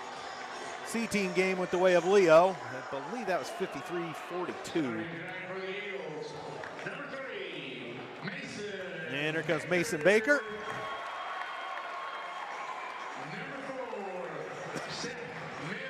Seth Mills also gets the call. Andrew Hedrick, Mr. Do-It-All out there. Brett Wilson gets the start tonight. And Alex Hedrick. Matt Schaus, the head coach in season number 2. Cam Fichter. Kyle Hunt and I can't remember the Yoder's first name, but I've seen Kyle Hunt for a while. Come to think of it. So here we go. Lights back up. Congratulations to our wrestler today. We moved on to the state finals. Ian Clifford and Maggard. Maggard beat the guy from Belmont that has beaten him twice this year, 10-1. That's huge. Ooh! Columbia City gets the tip. Andrew Hedrick about jumped out of the gym and out jumped the big man from Leo. I don't think Bontrager was ready for that one. Probably not. So we're underway, Columbia City. Mills in the right corner with the dribble. Andrew Hedrick off the wing, back up Mills. Mills works around the key, tries to reverse it. Now left side, Alex Hedrick. Back to Mills. Up top now, Baker. Baker puts it on the floor, shoves it off to Wilson, baseline corner. Up top, Mills. Mills fakes the 3, drives out of control, threw it to Hedrick in the corner. There it is. Score, Alex There we go, Hedrick. Alex. Alex That's Hedrick. a spot right there. Boy, Alex Hedrick. He's about money from the corners. Yes, he is. So 3-0 Columbia City. Leo up top with it. And up top, they send Rubel a 3 to tie the game. That's long. Oh, boy. Loose ball off of Leo. No, they stave it. Nice hustle there by Rubel. And penetrating the paint. And a 3 on the way. And that's good to tie the game by Middleton. So Middleton ties it at 3, a minute 15 gone. Rhett Wilson, high left. Alex Hedrick puts it on the floor. Fade away in the paint. Got the roll. Alex Hedrick. So 5-2 Columbia City. A little bit of an Andrew move right there. That was. Learning off his brother. Well, maybe it's the other way around. True. And look out, the big man throws it outside the arc. Oh boy. Middleton, down low, Bontrager works against Andrew Hedrick. House in the house. And 3, off the mark, no good by Heichu. And here comes Columbia City to the front court, leading by 2. Andrew Hedrick spins, throws it back out to Alex. Hit it. Mason Baker, a 3, off the Oh. mark. And here comes Leo, the rebound. Heichu had to rebound. Check that, Heichu's got it now. Look up top, Rubel. Heichu on the left side. They're just packing it in there. Yep. And go down low to Bontrager. And check that. That was, well, they miss a shot off the glasses. That was Heichu. Yeah. And Columbia see the rebound. Alex Hedrick back to the front court. Andrew Hedrick, high right. Shoves it off to Rhett Wilson in the baseline corner. He makes the move. He's got an out. Throws it over to Baker, a 3. Score! Baker! There we go, Mace. So Mason Baker, 3 more, and it's 8-3 Columbia City. Looking up top. And a free throw line jumper short. That almost got it in on the deflection. Loose ball, Baker's got it. He just threw it out of bounds. Yep. Just threw it out of bounds. He was trying to save it, and he threw it out of bounds. I mean, good hustle by both teams there. So 8-3 Columbia City, 5:06 to go in the first. Last conference game for Columbia City of the year. Leo still has played DeKalb. Well, they have a makeup there. 5 minutes to go. Mills fakes the 3, drives, back to Alex Hedrick. Alex can't get the shot off. Now Mills up top, Wilson. Back to Mills, high left. Forward the Eagles, dressed in the home whites tonight. And there's a steal. And on the run, all the way in Heichu. Reverse layup and scores. Heichu. Nice move by Heichu. They have 8 seniors. What? They have 8 seniors. What they Maybe 7. may not bode well next year. Unless, I don't know. Sometimes that gets you, get that many seniors. There's Columbia City with it. Alex Hedrick up top. Here's Wilson. Wilson sidesteps. Now backed off the play. He's pestered by a Bontrager out there.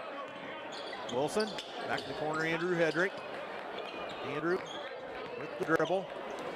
Top Alex, left side Mills. Mills thought about it, had it locked and loaded, but couldn't pull the trigger. I thought he had it. Yeah, Rhett Wilson will. Yeah, Score!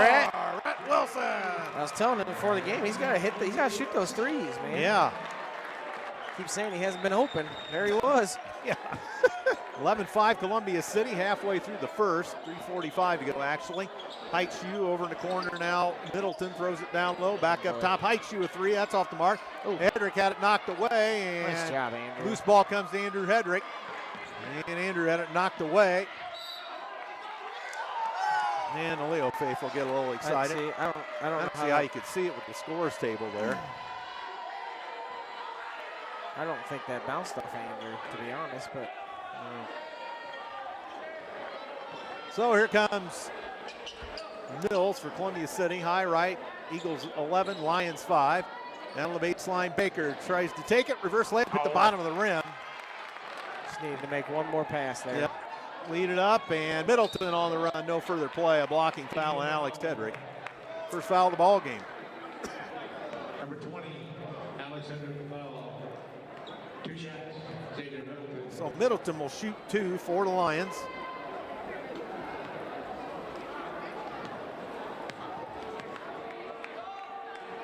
And Middleton scores the free throw. 11-6.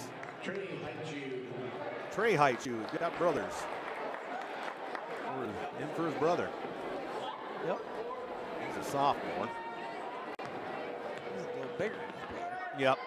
Second one by Xavier Middleton is good. And that makes it 11-7. And here comes Rhett Wilson. Unimpeded in the midcourt stripe. Rhett hands off to Mills. Back over to Baker. Baker tied up in the corner. Alex Hedrick flushed out of there. Up top, Mills, high left. Mills puts it on the floor. Tries to elbow his way in. Hands to Andrew Hedrick on the fly. Andrew gets shut off at the elbow and back to Mills. Mills. Back up top, Alex Hedrick. Left side, he wheels it over for Wilson. Wilson backed off the play. High left. Alex Hedrick. And spins in the corner, Andrew Hedrick. Works against Middleton. Up top, there's Mills. Now Baker will load her up. Score! Oh boy, Mace. So 3 for Baker. Makes it 14-7. Oh, good D. And Middleton off the mark, and it's off us. That's off us, yep. Nice job, Alex. Spillman in for Alex. It's interesting they're putting them. And Middleton to the bucket. Whew. Check out, that's Bontrager. So Bontrager on the board. He's going to Indiana Wesleyan, I saw he just signed. Yep. They'll make them even stronger. They're usually strong anyway. Mason Baker up top. Rhett Wilson. Columbia City by 5. Spellman into the ball game for Alex Hedrick. And Wilson. And there's a cutting Baker. Baseline jumper. Scores from 15. Oh boy, Mace. Nice look there by Wilson. Yeah, nice look. Nice back cut by Mason there. 16-9. Middleton. Up top, there's Allen. He'll shoot it from the free throw line and score. Allen. Demetrius Allen has Leo back on the board. 16-11. Spellman's got it. Oh, yeah, Rhett. And Andrew Hedrick top the key. He'll load her up. Score! Man. Hedrick. It's raining threes tonight. Yes, it is. Holy cow. Under a minute for the first. 19-11, Columbia City. Height shoe off, and here's a long three. Score! Brody Height shoe. Oh, Rubel. Was it Rubel? Yeah. Those are nice. Those are hard to read on those jerseys. Purple on black. And bodied up is Andrew Hedrick finally going to get him. I think that's his first. Okay. Middleton is first. Yep. Luke Legrange comes in for Middleton.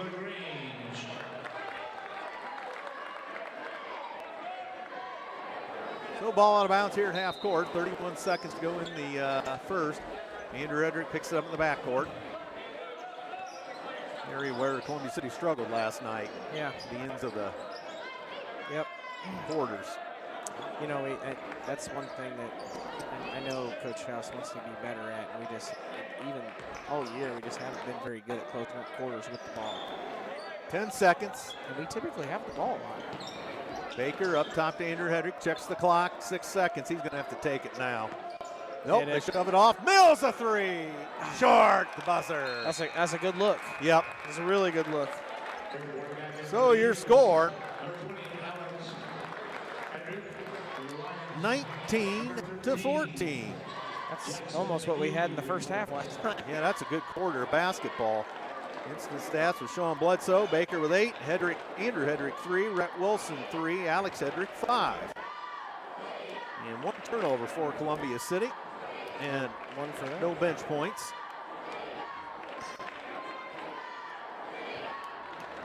So your underwriter tonight, ProFed Credit Union, specializing in savings for mortgages, car loans, projects, and business banking too. ProFed Credit Union, 37,000 ATMs at 12 Northern Indiana locations. In Columbia City on the Walmart Drive, their new location. Also profedcu.org on the internet. More stats from John. Middleton 5, Brody Height shoe 2, 3 for Aiden Rubel, 2 for Demetrius Allen, 2 for Camden Bontrager. 1 Leo turnover, and they have not had any points off the bench. So kind of even Steven, other than we've hit a couple more threes than that. Yeah, one turnover apiece is what I've got. And yeah, I mean, it's been a pretty clean game. 1 foul each too. It's not like it's been a It's a lot different than it was last night so far.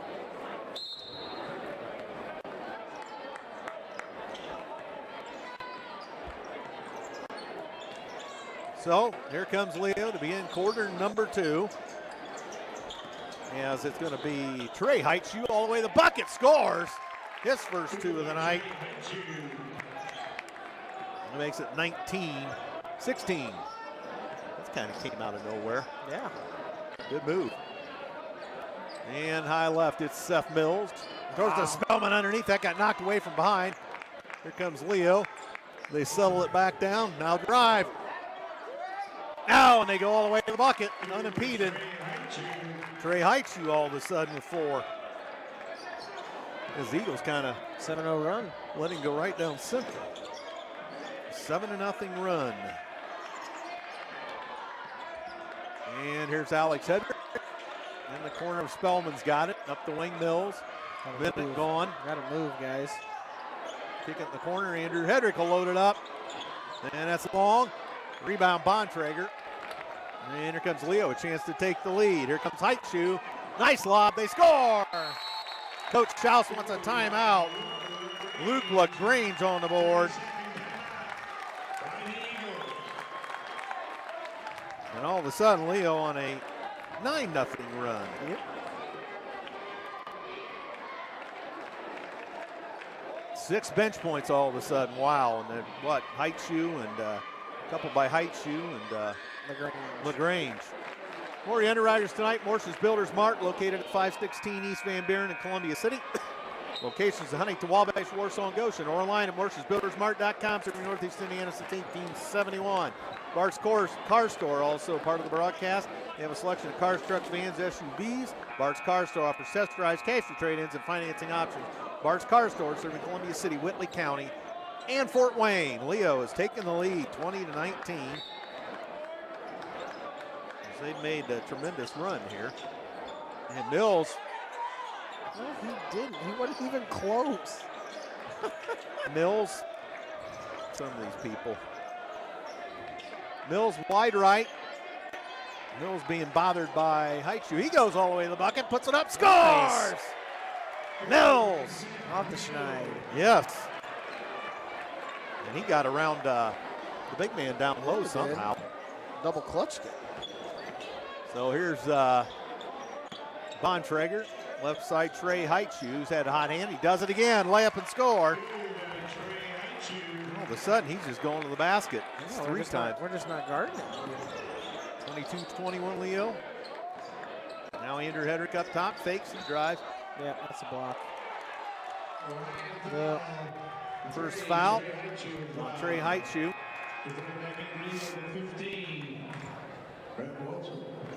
Wilson comes in for Spellman. A top quiet run there for Spellman. Touched the ball once and didn't give him the ball very much while he was in. Andrew Hedrick up top. Blocking foul. It is a block. And a second foul, Trey Heitschue. Coach Cogdell argues on that one.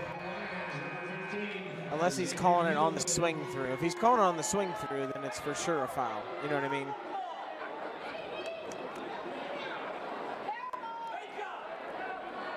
Lots of advice from the peanut gallery. I told you there's going to be a lot from the peanut gallery. So 5:48 going to second. Leo by a point, 22-21. And Andrew Hedrick out on the left side. And oh, geez, yeah, that's a foul. And there, that's his second. Middleton, his second, team's fourth. I mean, that's an easy call right there. So Andrew Hedrick will shoot 2 for Columbia City. And he rims it out. Oh, come on, Andrew. Well, we've had some problems with free throws. We got off a rocky start last night, but then we hit like 20 in a row. Spellman for Mills. Yeah, we finished the game well last night. What were we, 20 of 24, 31 or something like that? Yeah, that one good by Andrew Hedrick. He ties the game at 22. with 2.5 gone. Second quarter. And here's Rubel dumping it across. And look out, and Rhett Wilson's going to get fouled. Brody Heitschuh drives. Wilson's first, team's second.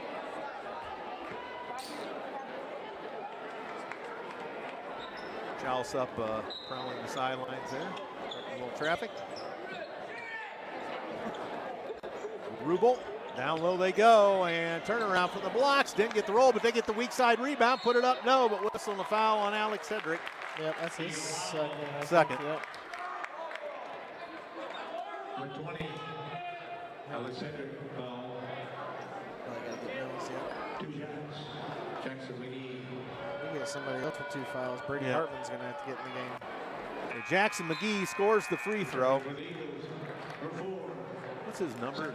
13. 13, okay. Sophomore. Well, basically anybody that's not a senior is a sophomore in varsity, so. They don't need juniors. But Leo reclaims the lead with 5:14 to go, and they missed that one. Spellman the rebound. Nice Rips it try. out of there, gets it to Mills. He's going to let the traffic settle. I don't think we can get too much of a hurry here, but Mills high right, shoves it off to Baker. Baker puts it on the floor, floater across the paint, wide left. It's going against the grain. Leo the rebound. As that was Heitschuh. Captain Klimek checking in tonight. Broadcast. And Leo tries the baseline, and nice job by Mills. Turnaround fadeaway, but a nice move by McGee. So McGee off the bench is starting to heat it up. And they go up 25-22. 4.5 to go in the first half. Andrew Hedrick up top now, Baker. Baker puts it on the floor. Oh, man. Tripped up on the play. No further play, a Leo foul. Legrange is first, team's fifth. On the floor, yeah. He tripped him way before he. Yep. So Columbia City ball underneath their own bucket. They get it into Spellman. Fade away from 15. Boom. Bingo. There's Elias getting her done. There we go. Just nice and rhythm shot for him. He's always sneaky. Yeah, he just looked so effortless. It does. It Down looks like low. he's like being lazy, and he's not. It's No. Deceptive. Bontrager puts in a layup. So Bontrager for Leo. Can't let him get that deep. Makes it 27-24, under 4 for the first half. Rhett Wilson, dangerous pass. He was throwing that to Spellman. Yep, that's the third Columbia City turnover. and Travel. They miss it. Well, Andrew Hedrick clears the rebound. Go. Lead pass Spellman. Spellman's gone all the way. What was that? He lost it out of his hand, I guess. I think he did, yeah. And there they come back. Knocked away by Nice Andrew job, Hedrick. Andrew. 3-on-2, Columbia City. Andrew all the way in. Scores! Get back. Blocking foul, and the basket will count. Who got the 34? That's Bontrager again. Rhett just got out of the way. I don't know, that's a bad call right there. Second on Wilson. We're starting to get. So Bontrager will shoot a free throw.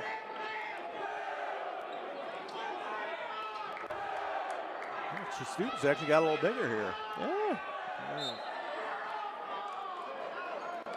Led by A.J. Spencer over there. Yeah, I mean, it was hard to see, but it looked like Rhett just got out of the way, and they just blew the whistle for a foul. I don't. 29-26.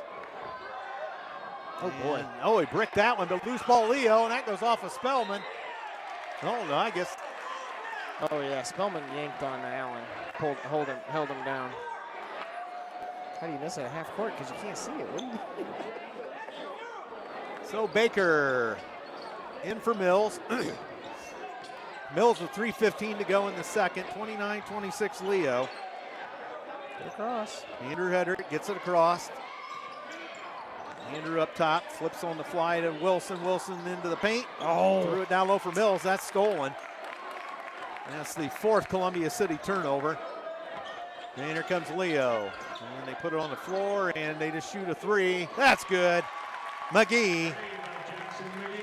Jackson McGee for Leo. And that makes it 32-26. And Columbia City back with it. Andrew Hedrick around the key right, throws the corner. Wilson, a three. Oh, in and out, no good. Boy, our rims are not kind. Here come the Lions. That's off the mark from three by Legrange. Loose ball, Columbia City. Wilson in and out of traffic, gives it back to Andrew Hedrick, and he'll drift to the midcourt stripe. Shoves it off. Here's Wilson again. Over to Baker. Baker back up top, Wilson. Wilson backed off the play with 2:10 to go in the half. Leo by 6. Now they tried that play with Baker there. They shut it off this time. Baker, oh, in and out, no good from 10. Man. Boy, that's 2 consecutive shots that have just rattled. Yep, lid's back on. Yep. And look out, down Nice low. job by Mace there. And they still get it and score. Best he Bontrager. could, yep. That makes it 34-26. Mills gets it into Andrew Hedrick. Columbia City facing their largest deficit of the game at 8. Mills gets it across. Up top, he hooks a pass for Andrew Hedrick. 1:25 to go in half. Baker loads it up. Nope. Short. Bounding rebound out of there to Allen. Here they come. And they shove it off the corner. Look out, here's a three. Legrange off the mark. Loose ball comes back to Legrange on a ricochet. What? They call a block on Andrew Hedrick. Wow. I think Wow. the other referee, he might have called it the other way, but you never know. Wow. So Hedrick guilty of his first, team's 5th. Caught him right in the chest. I mean, I don't. Legrange will shoot 2 for the Lions. And he misses it. Cameron Scott for Rhett Wilson.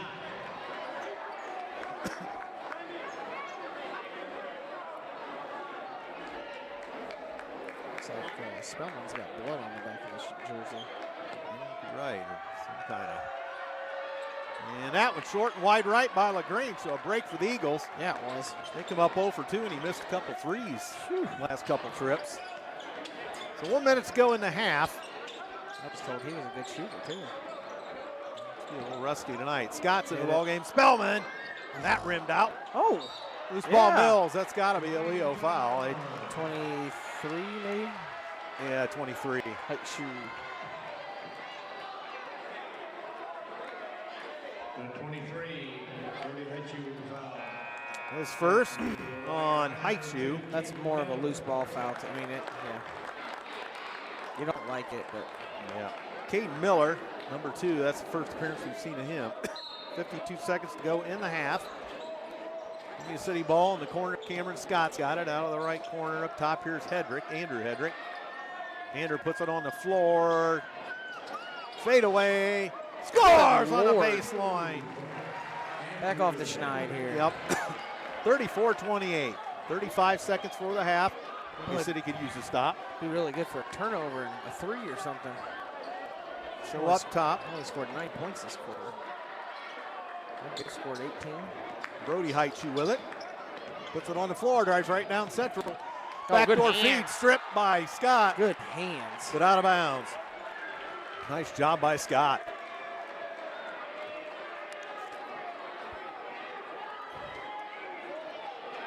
So they get everybody situated, and they had Spellman tuck his shirt in. Leo's ball. And they bobble it. That was a break. Wow. They might have had an easy 2.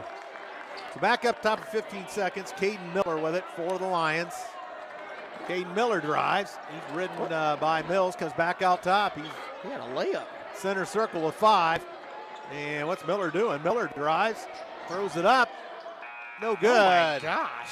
I don't know if that's what Coach Cogdell wanted, but That was Miller rough. just kind of decided he was going to do it himself. For the induction of the 2022 Hall of Fame class.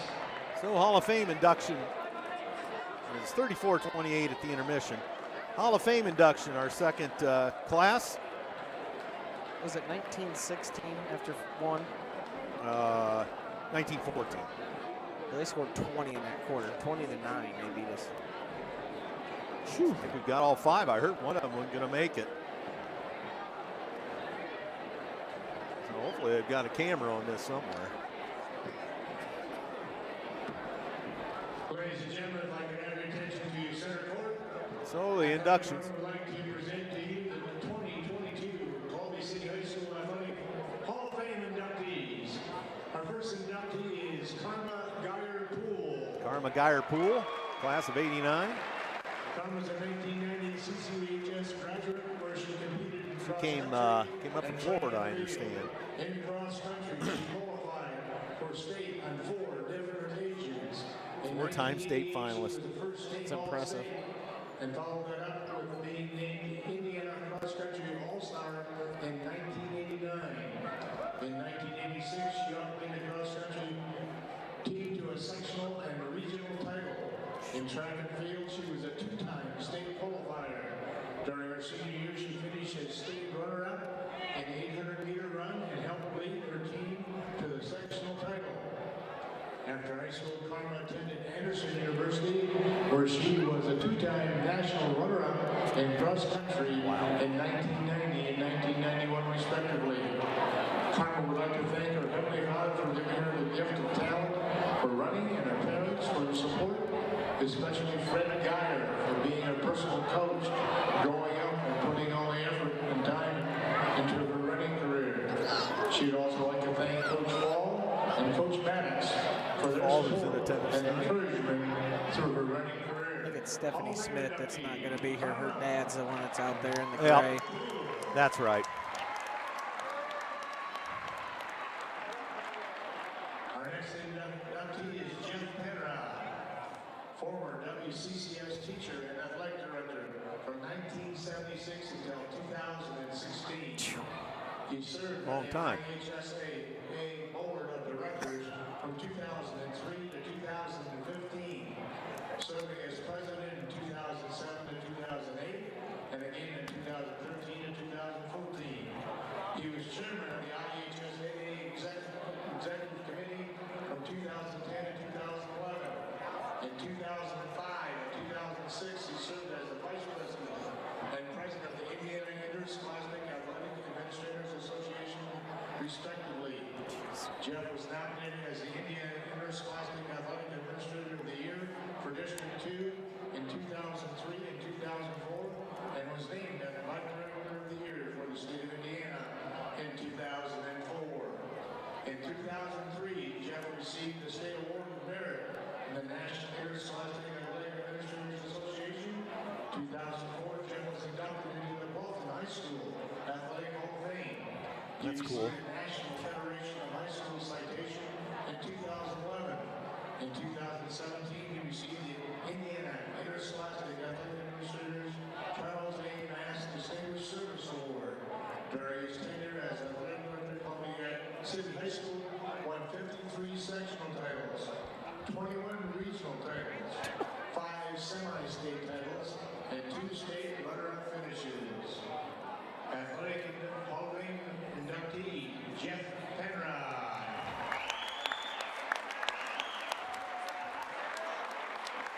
Our next inductee is Stephanie Smith-Reed. Her dad's here tonight representing Stephanie. In 2006, CCHS graduate, where she competed in soccer, basketball, and softball. She is a recipient of 9 varsity letters between the 3 respective sports. In soccer, Stephanie was a 3-time MVP, 4-time first-team All-Conference, and 2-time All-District. During her sophomore year, Stephanie was selected as second-team All-State. She followed it up with the first-team accolades during her junior and senior year. In softball, Stephanie was named first-team All-Conference her junior and senior year, and All-District during her junior campaign. As a senior, she was named second-team All-State and selected as an Indiana All-Star. Stephanie was chosen to receive the prestigious Tina Parker Award at 4 different times. In 2005, Stephanie helped lead the Lady Eagle softball team to a sectional title. She was a 2-time academic All-State recipient in soccer and softball, respectively, and graduated from CCHS as a salutatorian for the class of 2006. Hall of Fame inductee, Steffi Smith-Reed.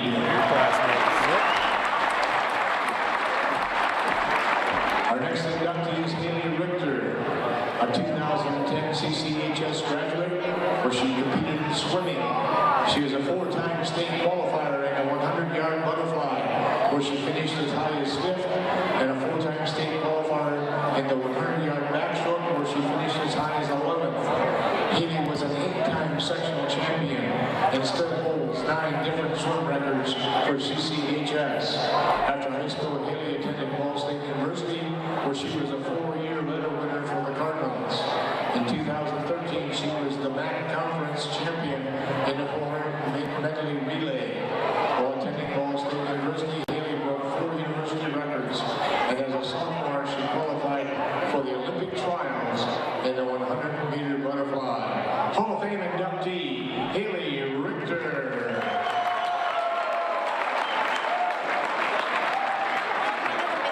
Our next inductee is Doug Shuttler. Doug was a 2004 CCHS graduate where he competed in basketball. He was a 4-year medal winner and a 3-time all-conference recipient. During his junior year and senior year, Doug was selected as an Indiana All-Star. Over his high school career, the Eagles won 3 conference titles, 2 sectional titles, 2 regional titles, 1 semi-state title, and 1 state runner-up finish. He had an overall record of 79 wins and 20 losses. After high school, Doug attended Huntington University, where he was a 4-time all-conference recipient. In 2008, he was named the Conference Player of the Year. Also in 2008, Doug was named the NAIA All-American First Team. In 2013, he was inducted into the Huntington University Hall of Fame. Hall of Fame inductee, Doug Shuttler.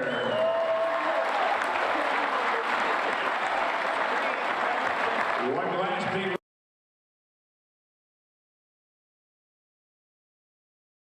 22.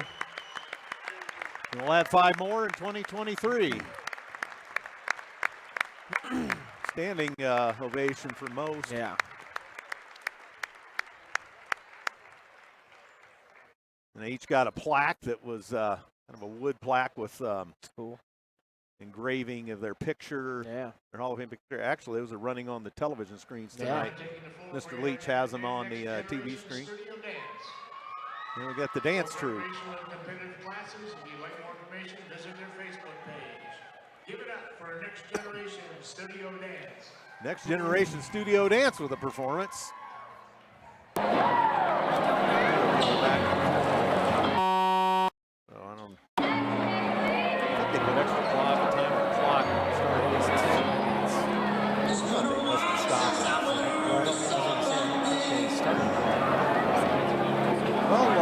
Stats, Sean, for the Lions, Trey Heights, you have 6. Off the bench, Jackson McGee, 6. Xavier Middleton, 5. 2 for Brody Heights, 2 for Luke LaGrange, 3 for Aiden Ruba. Demetrius Allen, 2 points. Camden Vondrager, 8, so they can get you anywhere. Anybody put in is a factor. And 2 turnovers for the Lions, 14 points off the bench, and that was a decided advantage over Columbia City, 2 points off the bench. So their depth kind of paid dividends. For the home team side of the ledger, Mason Baker has 8, Steph Mills with 2, Andrew Hedrick with 8, Brett Wilson with 3, Alex Hedrick with 5, and Elias Spellman 2. And again, only 2 bench points. We turned the ball over 4 times. And 1 of 2 from the free throw. I just got there twice. And that's the tail of the tape. Quite a game. Yeah, we gotta get something going on the offensive end. It's getting a little stagnant there in the second quarter. Whenever that happens, we just play one-on-one basketball and nobody moves, everybody just watches. So, got to get a little more movement going and okay. Yep, down 6. Down 14 last night. I realized that was not quite against Leo Ball Club, which ranked highly in 3A necessarily. So, we'll see how this one goes. This dance studio, it's part of the studio, what it is. No, it's the second.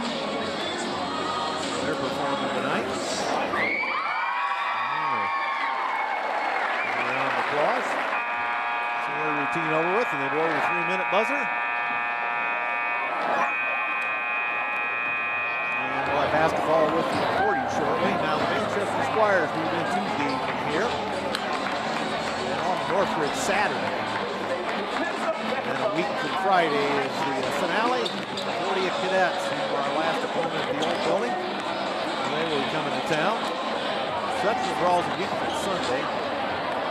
Tomorrow, I guess. Yeah. Of course, we'll be at Class 4A Sectional 6 at Huntington. With Homestead, Huntington North, Wayne, Southside, and Haven, and Columbia City. That'll be a good section. Wayne's the only one that's really struggling. Yeah. South's having a pretty good ride of it. Wayne has only got, they're only 2 and 15 or something. Boy, they've fallen off. Man, what happened? Yeah, I don't know, but as the two teams continue to warm up, there's the 2-minute buzzer. Good crowd on hand tonight. Yeah.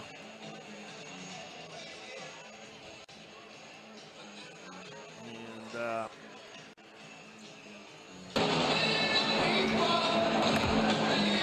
turnout for the Hall of Fame induction. Yeah, they got cake after.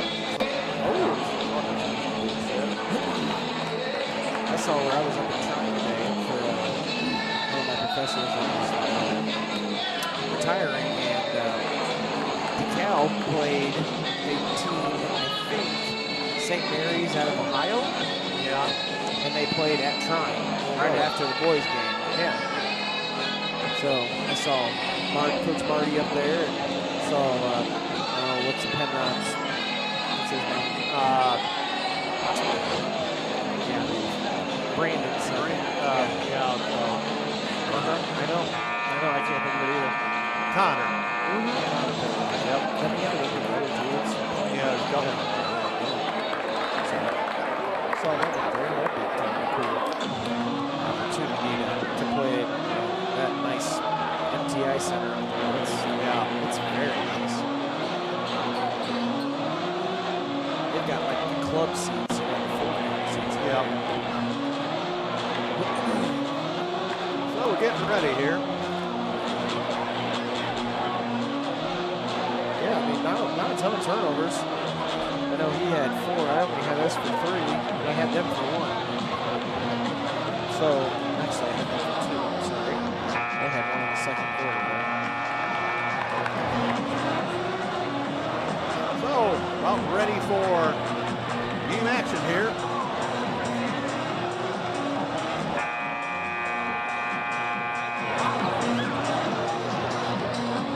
Well, I'll tell you, Bontrager gets it down. If he can get close to the block, it's just, he's too big and fast. And he's too skilled for us to let him even catch that.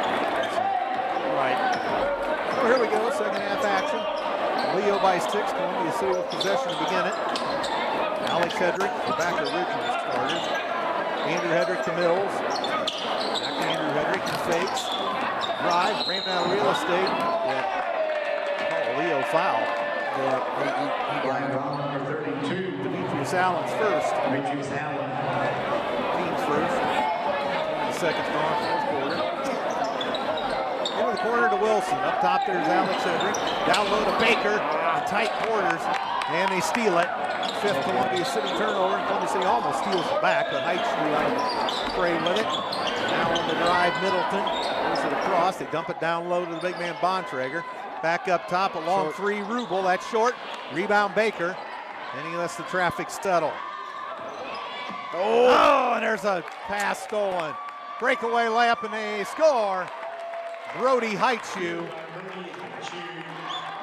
As Leo on the board. They lead it by 8, 36-28. 2 possessions, 2 turnovers. Wilson, top Alex Hedrick, fakes the 3 across Brett Wilson. Further down the wing, Andrew Hedrick on the right side.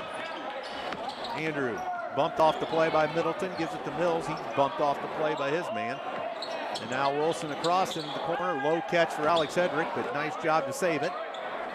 Andrew Hedrick across to Wilson. Wilson bothered by the big man. They almost steal it again. Knocked out of bounds by Brody Heights-you. Boy, they're all over us all of a sudden. They've turned it up a bit. Yep. Bill Baker throws it into the backcourt to Andrew Hedrick. 1.5 minutes gone in the third quarter.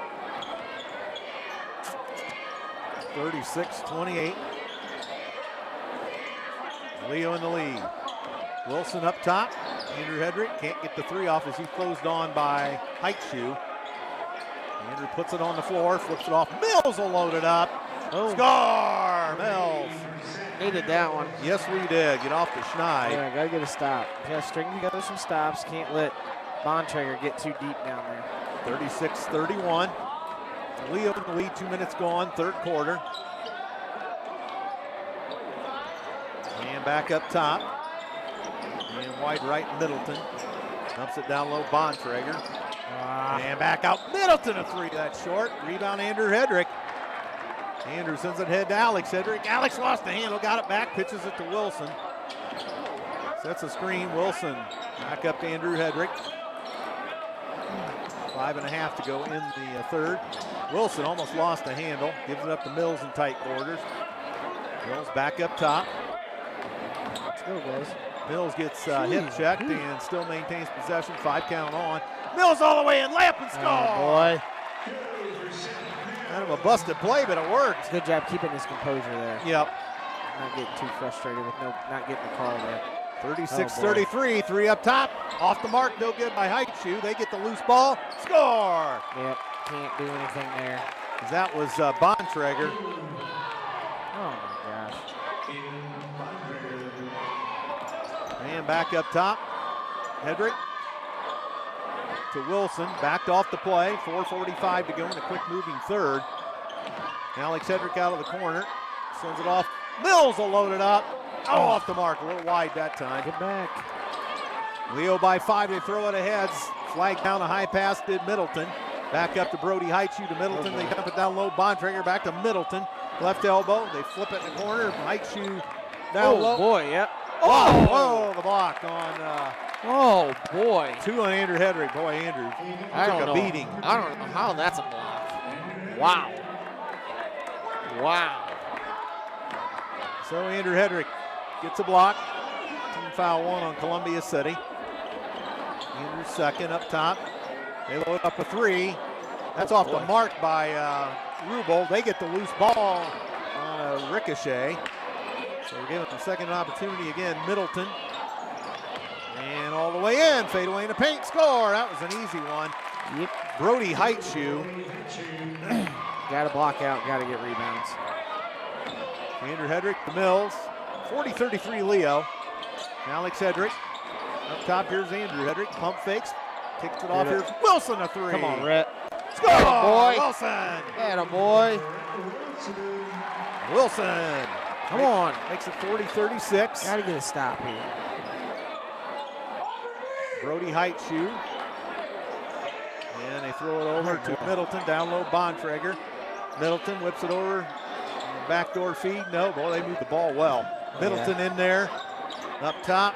They dump it down low, Bontrager. We double him. And Brody Heitschuh shuffles across the paint. Throws it out of Middleton 3. That's in and out and no good. I've not seen one like that before. Gosh, dang it, guys. And we almost threw it away, but saved by Middleton. Spellman in for Alex Hedrick. I'd like to see Spellman with Allen on him. Maybe try to get to the hoop. Get Allen to move, you know what I'm saying? Like, get him to get a little tired. Because they do switch, too, so Bontrager could be on it, too. You get Bontrager in there, get him moving, get him, get him a little tired. Jackson McGee into the ball game. Also Trey Heitschuh. 3:15 to go in the third. 40-36 in favor of the Lions. Brett Wilson picks it up in the backcourt. He'll walk across the 10-second line with right-handed dribble. Now to the left hand. Top Andrew Hedrick. Fakes, puts it on the floor, sends it off Spellman. Spellman back in the corner. Andrew Hedrick down low to Mills. Mills backing in trouble. Up top, Wilson. Down to 2:50 to go in the third. Andrew Hedrick directs traffic. 5 count on, gives it off to Mills. I think he got away with the trap. Yeah, I think he did too. Dump it down low, Baker hits the side of the backboard with it. And Mills pulls up from 15. Score! Atta boy, Seth. Let's go. 40-38. Let's go. So here come the Lions. This is Trey Heitsu, I believe. McGee. What are their numbers? Tough to read. Look out, 3. Back iron no good by Rubel. They get the loose ball. Again, you got to block out. Trey Heitsu. We're giving him several second opportunities here in the third. I know we've got it packed in, but once that shot goes up, you got to go find a guy and block him out.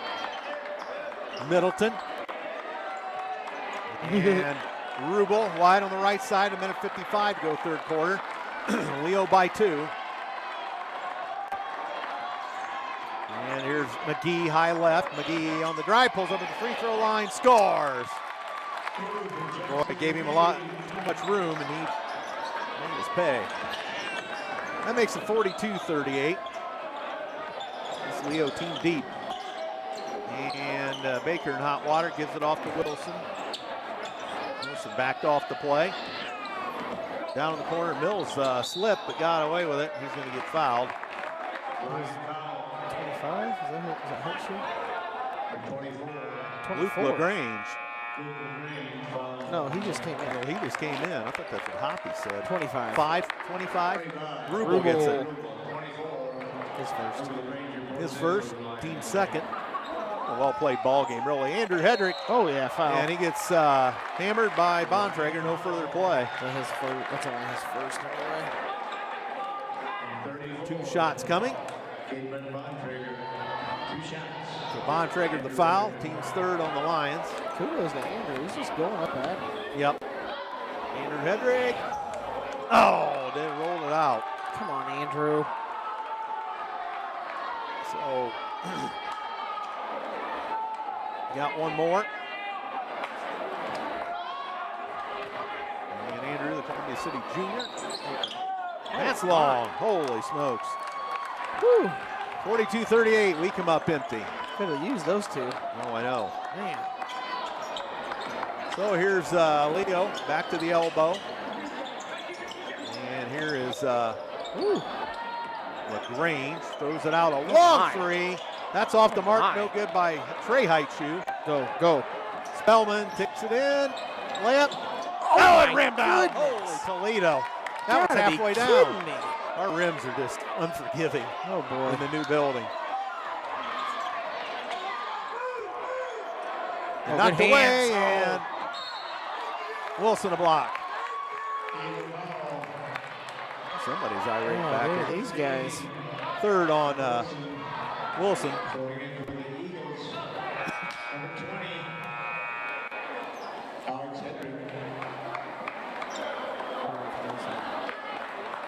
Yeah, Rhett's got 3. I'm surprised they didn't change that and have him. Yeah, I'm about to bring Rhett out. That's got to be smart. 40 seconds, I guess. So. Baker a break. Wide on the right side, Trey Heitsu. Give him an extended break here. Yeah. Into the 4th, probably good at 5-second call. He never stopped counting.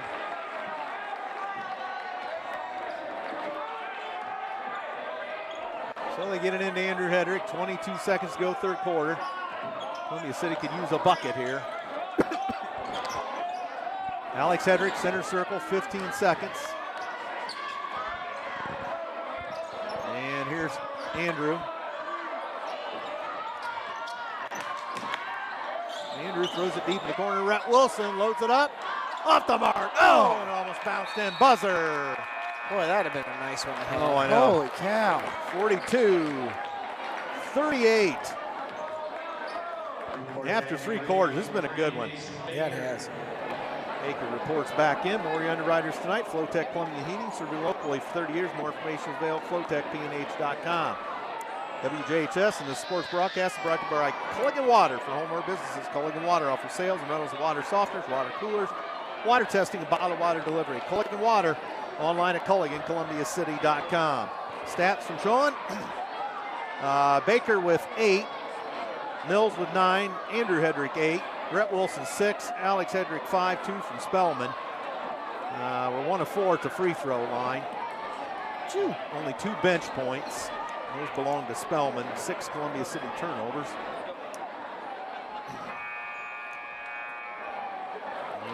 8 minutes to go, barring overtime. We have not led in a while. No, we were up, I think, 19-11. I don't think we've Yeah, led they hit a since 3. it was, I don't think we've led since it was 24-23, I feel like. Yep. Does that sound right? What do Yep. you got down there? Yeah. That 9-0 run took. We led 20-19 after that 9-0 run. Then it went over. So we took the lead back. But all right. 22-21. McGee with 8. Trey Haichu 6. 5 for Middleton. 6 for Brody Haichu. 2 They're for getting the ball to Legrange. Bontrager for sure. And Rubel a 3. 2 for Allen. 10 for Bontrager. Thank you, Sean. Oh boy, they got it. And they lose the handle as Legrange throws it down low to Bontrager. Cutter down the paint. No good. It's not. I mean, It's just incidental contact. yeah, really. he just hit it. Hit Spellman it. Come up on, top. Spellman. Oh, boy. Short arm that badly. Wow. Oh. He's usually money. Look out. And short armed it. We got it back and scored. Bontrager. Gosh, really needed that 3 there. Yep. Gosh, Well, that Bontrager. That just looked good too. I mean, Yeah, just a little short. 44-38.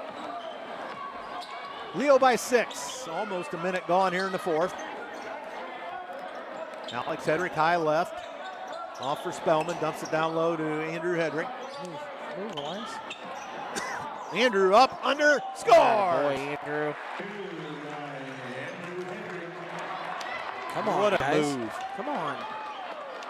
So 44-40. A minute 20 gone in the 4th. And up top, here's Bontrager flipping it off to, a 3 from Legrange, Short. way short. Gosh dang it, guys. They get to lose ball, but miss a bunny, and that ends up in the hands of Foul. Baker that goes to Mills. Foul on Bontrager. Yeah.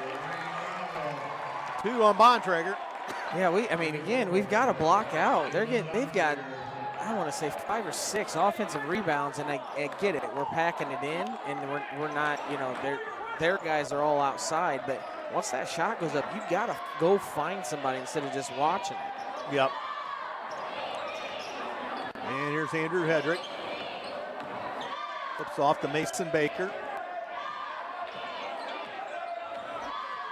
And Baker. Floater.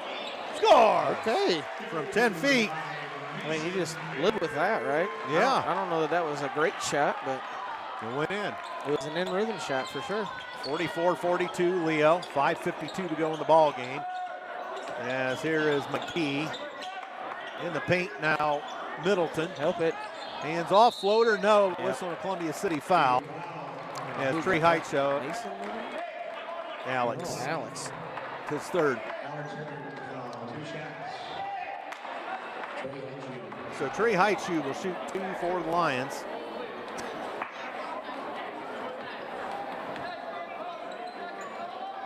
Quiet in here for as good as I know. this is. I know. Wish we could get a little more noise going in here, but. And the free throw good by Trey Haichu. He's got another.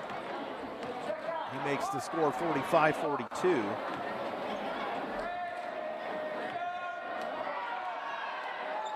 Oh, boy. And that was back iron, and he gets his own rebound, puts it up. No, hit the bottom of the backboard. That's off Gosh, of Columbia dang City. it, guys. We had 2 guys kind of fighting over it there, but Nobody blocked out the shooter. Shooter got the rebound. I mean, these are fundamental things that we're not doing a good job on here. and they get it into Bontrager on the baseline, moves in against Baker, around Baker. Yeah. One rimmed out. Holy smokes! Oh, my goodness, how does that? How does that not go in? I think he was surprised that he was so open. Yeah. I mean, he should have just dunked it. He was up there. So Columbia City gets a break. They trail it by 3. Mason Baker, top of the key. Andrew Hedrick puts it on the floor. Yeah. Foul. Basket counts. Andrew Hedrick. That's probably a makeup call from when they didn't call the one on when Andrew tried to take it. Coach isn't too upset about it, I don't think so. No. That was on Bontrager again? Yeah. His 3rd. Cogdell does a good job. Yeah. Well, I looked at Coach. He didn't seem upset. Yeah. So I don't know if he slid. It was hard to see, but I don't know if he slid in or. And Andrews got the free throw. We have a tie ball game at 45. 5:15 to go. Now we're getting some noise to go in here. There we go. I mean, again, this is a big game for both of us, but it's an even bigger game for Lee. Threw it away. They do throw it away. Threw it away. Turnover Leo, the fourth. As they've taken good care of the basketball. I guess they have the Eagles, really. I mean, everybody's really, yeah. It's a low turnover game. It's just. Yep. Andrew Hedrick to Spellman. Now Baker. He's got his defender draped all over him up top. Wide on the right side, here's Andrew Hedrick. Columbia City, a chance to take the lead for the first time in a while. And Andrew dumps it to his brother Alex. Across for Baker, high left. Baker all the way in. The teardrop short. He had the big man flying at him, tried to compensate. Yep. And with 4:35 to go, they walk it across the midcourt stripe. Rubel holds high right. There's 4.5 minutes left. Rubel, tie ball game. And Trey Heitschuh on the run. Fires. Missed it on the baseline. Go, Spellman. Spellman's going all the way. And it's blocked. Ooh. And that's off of Leo. Columbia City ball. Good hustle, Alex. That's good. That's really good hustle by Alex there, too. They said he pinned it on his hip and fell, and that's when they stepped out of bounds, and then it went off Columbia City. Yeah. He did. He called it. And they get it in. Got him. Hit it. And Baker for the lead. Off the mark. Bontrager the rebound. Look out. They're going to run. Rubel. Ooh. Now in the corner, they got a wide open three. Middleton off the mark. Rebound, Andrew Hedrick. Good job, Andrew.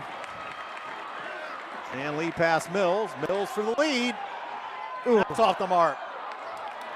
Boy, that was gonna be loud. Bontrager throws a long pass. Oh, nice move. They miss it. Let's go. Tie ball game, 3:40 to go. Andrew Hedrick across.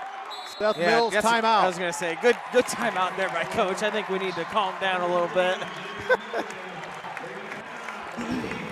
3:36 to go. We have a 45-45 ball game. More underwriters tonight. Your timeout underwriter, Myers Hockmeyer McNagny, LLP, located across from the post office in Columbia City. Telephone 248-2224 and on the web at whitleylaw.com. Also known for bowling celebrations and parties and their famous fried fish. Thank you to Maine Bowl in Columbia City. And now only at Maine Bowl, when Eagles win at home, there's free bowling for students after the game with ID. Maine Bowl in Columbia City, 2 blocks south of Van Buren on Main Street. Also TNT Floral Shop, brought to you by the Special Occasions. Weddings, anniversaries, birthdays, love and gifts, delivery and pickup available. More ideas can be seen on TNT Floral Shops and Facebook and Instagram page. Tonight's game is brought to you by the family Sweetheimer Trash Removal and Roll-Off Services. Services include residential pickup, commercial roll-off containers, cleanup and bulk items picked up too since 1986. Sweetheimer Trash Removal and Roll-Off Services. Thank you to the underwriters, Andrew Thompson, Matt Curry, Sean Bledsoe here. Jonathan Peters at the station, and a lot of students involved in the online thing, viewing. I told Daniel, I like that that Allen is playing basketball still with a full ride to go play football at Rutgers. I think that gets lost. A lot of guys end up sitting out, because of whatever, and it's nice to see. Baker, high right, gives to Andrew Hedrick. 3.5. Columbia City looking for their first lead since the first quarter. Andrew Hedrick deep in the corner, shoves it up to Mills. Mills on the hot seat, throws it off to Andrew Hedrick. Andrew drives, pulls up in the paint. Yep. Bingo. Yep. Can't let him get that deep for that pull up. It's a money. And they take the lead with, and they put it up, no good, but they get the rebound. Bontrager. And layup, they miss another one. Again. Columbia City foul. I think that was Andrew. Yep. They're going to call that on Alex. That was fourth. on Andrew. So Demetrius Allen will shoot 2. I think he's the better free throw shooter of him and Bontrager, if I remember correct. So now we got some noise in here. Allen fires. Got it. 47-46. Straight up, 3 minutes to go. Block out. So another one for, and he short-armed it. Rebound, Andrew Nice Hedrick. job, Andrew. So here comes Columbia City. 2:55 to go. Andrew Hedrick, wide right now, Mills. And a Let's Go Eagles chant. That's good. Alex serves over to Baker. Loose ball foul. Oh, Bontrager got his fourth. Fourth on Bontrager. I don't know what he did. I don't know if it was like a. I was watching the ball. I know I didn't see it. 16 foul on Leo. Ball to bounce to the Eagles. He's leaving him in. Yep, we got to go with him now, I think. Andrew Hedrick up top. Nice defense by Trey Heitschuh. That was 3 seconds, right? And Mason Baker, deep left corner. Baker out of harm's way. Now goes to the bucket. Backdoor feed. Here's Hedrick. Got to get out of there. To Andrew Hedrick. Puts it up. Nice job, Andrew. And look out. Layup. They miss it. Oh, and they get the loose ball on a ricochet. 49-46. Here's a tie for Leo. That's short. Get Rebound the ball. Mills. Alex Hedrick has it. The score is incorrect. Oh, he just got a technical. Who did? 15. He must have said something. Those count as personal fouls, correct, in high school? Yes. Middleton. Somebody grabbed Andrew, so that's going to Oh, is that why? be. Well, over there, they fouled Andrew. Oh, right. I didn't think it was a foul. I thought it was just a technical. Well, I don't know. I don't know. I don't know what they're discussing here, but Well, number one, we're not up by 3, right? it should be. I don't think so. Should we? I thought they just took the lead by 1 with their free throw. I thought it was. No. Oh no, we scored 2. You're right. Cogdell wants a timeout. Can he call a timeout before the technical shot? I don't know that rule.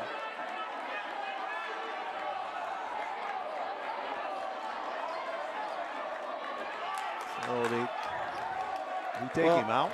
Yeah, he did. Coach Cogdell seems like he's more upset at Middleton than he is at the ref. Yep. But I think so he's asking for an explanation right now about why there wasn't a foul or why there was. But Coach Cogdell didn't seem upset that he teched him up. I mean, it wasn't like he didn't react. He seemed like that was on Middleton. So, timeout. Again, Timeout. we didn't see it. I didn't see what happened. Well, I saw the grab. I don't know what Middleton did over this way, but yeah. So if it was a foul and a technical, we've got 2 shots, right? And then so basically Andrew could have 4 shots. yeah, it should have If a he one-on-one. if he makes the 1-on-1, then he could have 4. Assistant wants an explanation now. So I feel like, have we had this officiating crew that much Not- this year? I feel like we've only had him maybe once. we've had parts of this crew. Okay, I remember him right here. I think he does a good job. I don't remember either of these 2 guys, though. So Andrew Hedrick will shoot technical free throws. Got it. So Andrew Hedrick puts us up 50-46. Oh, that one rims out. So there must not have been a common foul. Evidently not. They must have called that, Yeah. whatever they called over here before that, so it's just our ball out of bounds. They taking Bontrager out for defense here. Yep. Gosh, come on, Andrew. Needed that one. 50-46. They get it into Alex Hedrick. And here comes Andrew Hedrick. They're going to foul him. Yep. Allen, that's only his 2nd. His 2nd, team's 8th. So Andrew Hedrick back to the free throw line. Wilson's going to check in for. I mean, aside from all of this has been a really good game. Yep. Each team's kind of had their runs, and then this 4th quarter has just been. So 2:03 to go, long way from over. Long way. So Andrew Hedrick will shoot 1 and 1. And that one rimmed out. Holy crow. And they look out there on the run, all the way to the bucket. No good. Loose ball, Columbia City. Good. Alex Hedrick, now they give it to Baker. Baker in trouble. Call a timeout. Call a timeout. And to get it across to Alex Hedrick, timeout, Coach Schaus.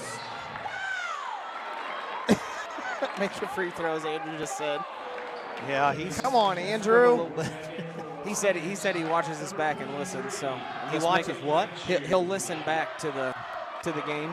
Oh, he listens to this? Yeah, and he hears me giving him a hard time. So I'm just making sure I'm actually really giving him a hard time about his free throws tonight.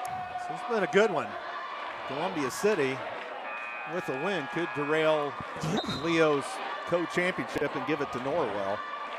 Well, and again, down there, I can understand the frustration, but there wasn't much contact down there. We just jumped up, and there wasn't a ton of contact. So I think that was that Height Shoe.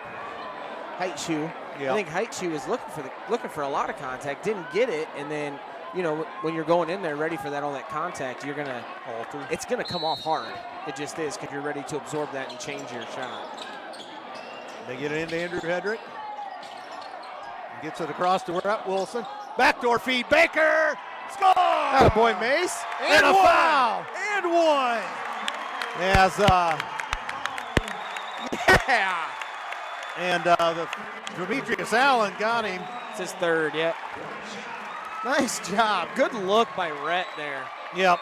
Really good look by Rhett. That broke the pressure. Well, and again, I mean, everybody's getting excited, but it's not even close to over here. So Baker with one free throw. Chance to put Columbia City up 7, which would, in theory, be a 3-possession game. Baker Mace. got it. Now you got to play defense, and you got to limit them to one shot. You got to block out. So here we go. As it's going to be Rubel. Oh There's a gosh, three. guys. Open three. Score! Timeout, Leo. How do you lose him? So Goodness. McGee scores a 3, so it's 53-49. 126 to go. Guys. So more of the Underwriters tonight. Known for bowling celebrations, parties, and their famous fried fish. Thank you to Maine Bowl in Columbia City, now only at Maine Bowl. And Eagles win at home. There's free bowling for students after the game with ID. Maine Bowl in Columbia City, 2 blocks south of Van Buren on Main Street in Columbia City. T&T Floral Shop for weddings, anniversaries, birthdays, love, and gifts. Delivery and pickup available. More ideas can be seen on T&T Floral Shops and Facebook, Instagram page. Also, Sweetheimer Trash Removal and Roll-Off Services. Services include pickup, residential roll-off containers, cleanup, and bulk items picked up too. Since 1986, the family of Sweetheimer is bringing trash removal and roll-off services. So Columbia City basketball, Mason can run the baseline here. He gets it into Alex. Back to Mason Baker. Kicks it across to Mills, back in the center, and we better move it. And to get it across to Andrew Hedrick. Backdoor, score! Alex Hedrick on the finish. Good job by Andrew coming to a stop and not continuing to go. 7-point lead, 3. That's back iron, no good. Loose ball batted around, lots of body contact. Leo gets it. And a minute to go, and they score a 3. Timeout. Gosh, dang it, guys. Well, they made the play. I know, it's just there's second chance points, man. I'm telling you. Yeah. Who hit that in the corner? Height shoe. This should have been a 3. I thought it was a 3. Should have been. I think that's what Stroopy was checking. Yep. 3. So 55-52. And again, not even close to over. So which height shoe hit that? 3. Trey. 3. Yep. And so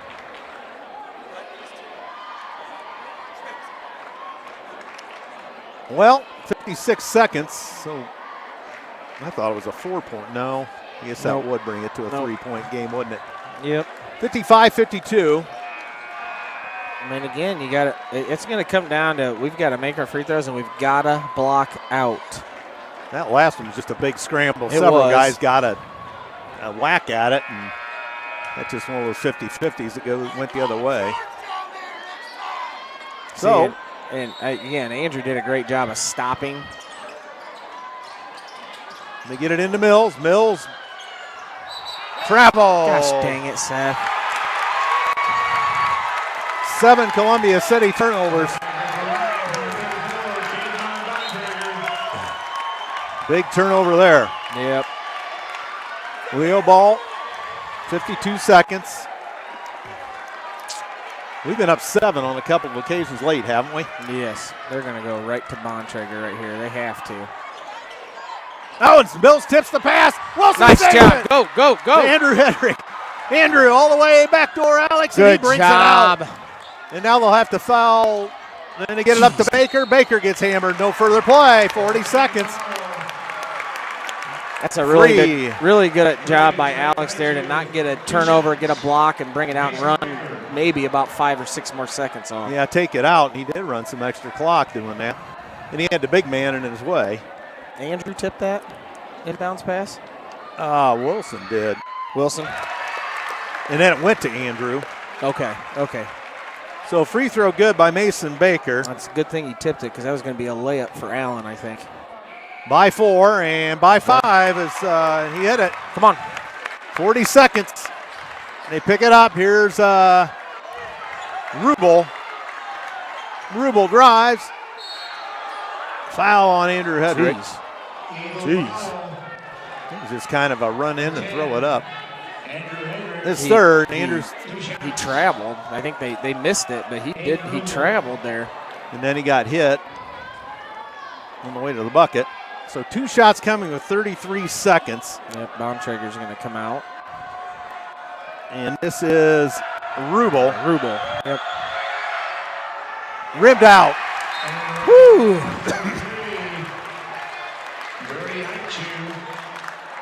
Got to block out, guys. So you got both of the height shoes down there, and they're both scrappy guys. Yep. You got to get a body on and them. they play long. Yep, got to play body. Rubel. Get a body on them. Oh. That was well off the mark. Andrew Hedrick had it. Oh, they didn't. It was their ball. So that it was gets an back air to ball? Columbia City. Holy cow, that was an air ball? Yep. Oh, my. It's been a long time since I've seen something like that in this kind of situation. So that hurts Leo. Columbia City gets it in to Andrew Hedrick. Go, Andrew. Lost the handle and stripped. Got it back. Throws it across. Mason Baker. And foul on Leo. Knock him in here. Number 25, Aiden Rubel with the foul. Rubel second. Oh, Rubel. Mason Baker. So Baker for Columbia City. 2 shots. Double bonus. Was it double last time? No. Oh, Baker misses the free throw. Lions, number 34, Aiden Bontrager. He struggled as the line quite a bit lately. Yeah. And that one rimmed out. Holy smokes. Holy smokes. Here they come. Look out. It's going up. 3, and that looks good. That rimmed out. Loose ball. 14 seconds. Guys. 3. Score. Timeout, Leo. Trey Haichu. Wow. Free throws, guys. That's rare when Baker misses 2. It's 57-55 with 10 seconds. Unbelievable. Columbia City by 2, 57-55. And let's see. That was a made bucket, so we can run the baseline. You got to get the ball in. You got to get fouled. Can't afford another turnover and give them a shot at it. So, I'll mention all our underwriters where we got a chance. And Main Bowl, TNT Floral Shops, Tweetheimer Trash Removal and Roll-Off Services, Western's Garage, ProFed Credit Union, Morse's Builders Mart, Bart's Car Store, Flowtech Plumbing and Heating, and Culligan Water, and Myers Hockemeyer McNagny LLP has been your timeout underwriter. 10.1 to go. Yeah, you definitely don't expect Mason to miss both of those. No. No, one was halfway down to the rimmed out. Yep. So here we go. Mason Baker, he can run the baseline. There he's got him. Oh. Oh, and he threw it away. And there's no time off that clock because he never got touched. No, Rhett tipped it. Rhett tipped it. Well, Rhett tipped it, I thought. Good Lord, guys.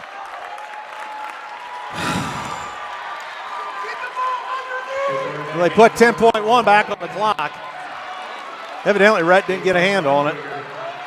All of the officials swallow their whistles here. Apparently.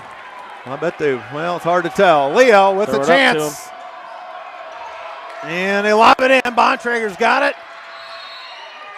Timeout, Leo with 7.5. Holy smokes. So 57-55.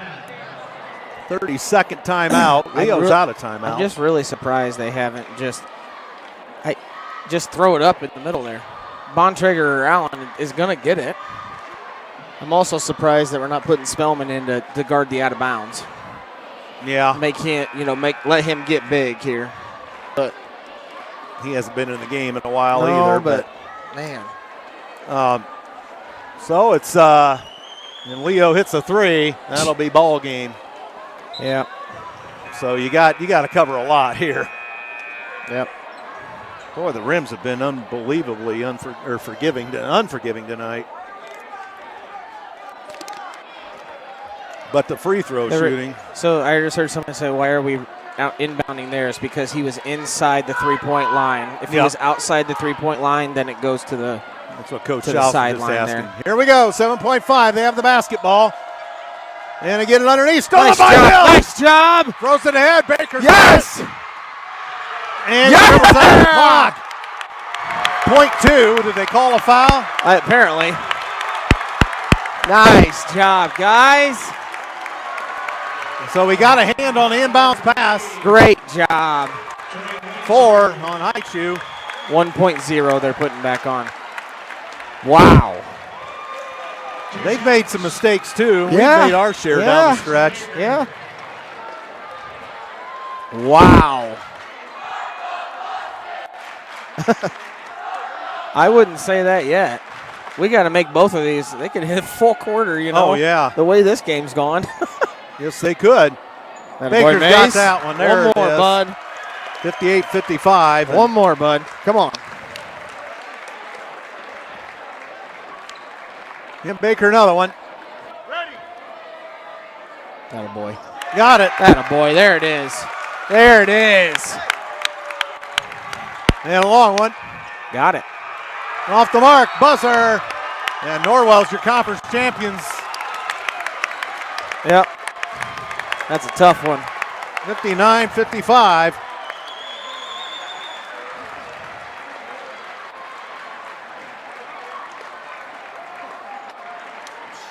Yeah, you were really wound up. Man. You were covering your eyes almost. Whew.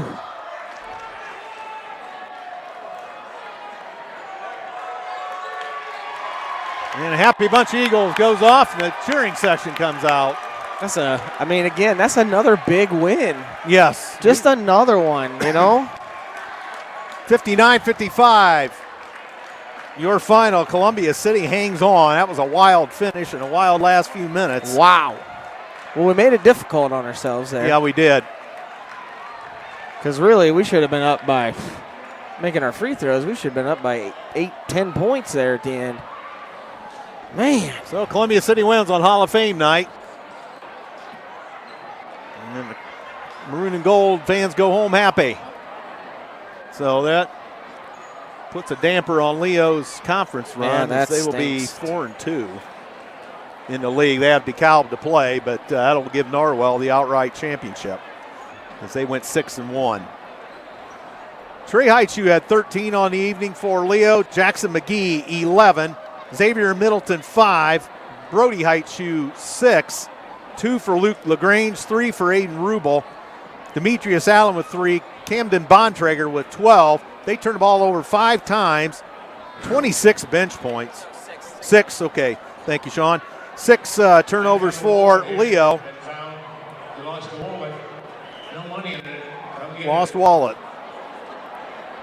Mike Hoppe on the PA. You can call out the guards, you can turn out the lights. This one belongs to the maroon and gold. I forgot to say that. I had him for 6 turnovers. Is that what Yeah. Sean's saying? Yep. I had them for 6. I had us for 8. Yep. What a great, I mean, just a great game all around, except for our free throw shooting. Plethora of turnovers between both of the teams there late. Yep.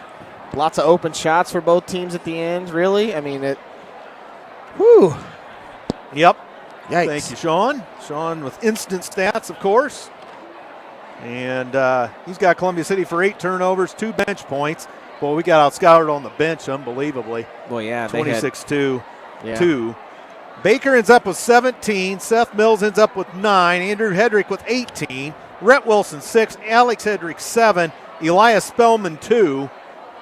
And that's going to be a happy Coach Schaus as we get another big win. We've had a propensity to get some big wins. And man, oh man.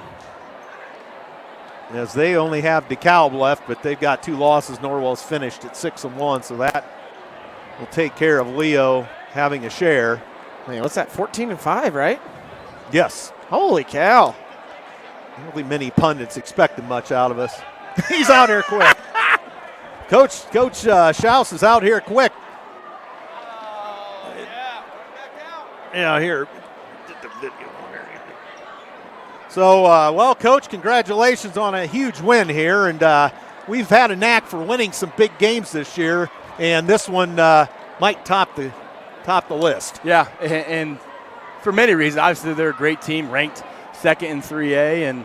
And they've been conference champions for numerous years, the past few years. So I was just extremely proud of our guys. You know, I thought, again, had a couple breakdowns in the second quarter, and I just challenged them hard at halftime. We have a lot of guys that don't come out of the game. And we have a lot of guys, Andrew Hedrick, Mason Baker, who are defending 6'7", 6'8" guys the entire game and battling and pushing. I told them I haven't been as proud of a group that I've coached in a long time, right? It's just the way that we battled, the way that we found ways to make plays, there at the end. Seth made a mistake, whatever. We kind of throw the ball out of bounds. Doesn't matter. We thought next play, and we found a way to get it done. But it sure was, I don't know. I was just like, let's end this thing. That last 4 minutes, kind of took a while, but just proud of the guys. I noticed you gave Baker a quick rest there before the end of the third quarter, about 30 seconds. Yeah, he was in need of one for sure. And like I said, he was battling. I thought, he could just use a quick, and it was only, 40 seconds, something like that. Yeah. But I thought that's what he needed, and I thought when he came back in, he obviously did a great job. And they had the depth, and they had the advantage off the bench tonight, but that makes it even more excellent that we were able to, with not a deep as bench, to get done what we did. Yeah, and again, another reason why I'm super excited for this group. And we had the week to prepare. Obviously, we had to flip-flop the games, and kind of our game plan. We didn't get to do it as much as I thought that we normally would, right? We didn't get to plan for the 3 days and then play them. We had to talk West Noble. So really this morning we had a game plan put together, and I thought we executed it pretty well, right? And, obviously I don't know what their average point total is, maybe I think it's upper 60s. And we held them pretty well. So, again, just proud of them. We battled, made plays. Yeah, that was a battle underneath. A lot of late in the game, especially a lot of balls that were up for grabs. 3, 4, 5 guys getting swats at it, it's bouncing around, and I think we kind of came out even on the 50-50 balls there at the end. But we got the one we needed there at the end with that. We got some good deflections on their inbounds. Yeah, and again, like I said, Seth made a couple huge plays there. I'm excited to watch that last 2 minutes because really I don't remember much of it, to be honest with you. So that's one of those. It'll be fun to rewatch, and especially since we won the game.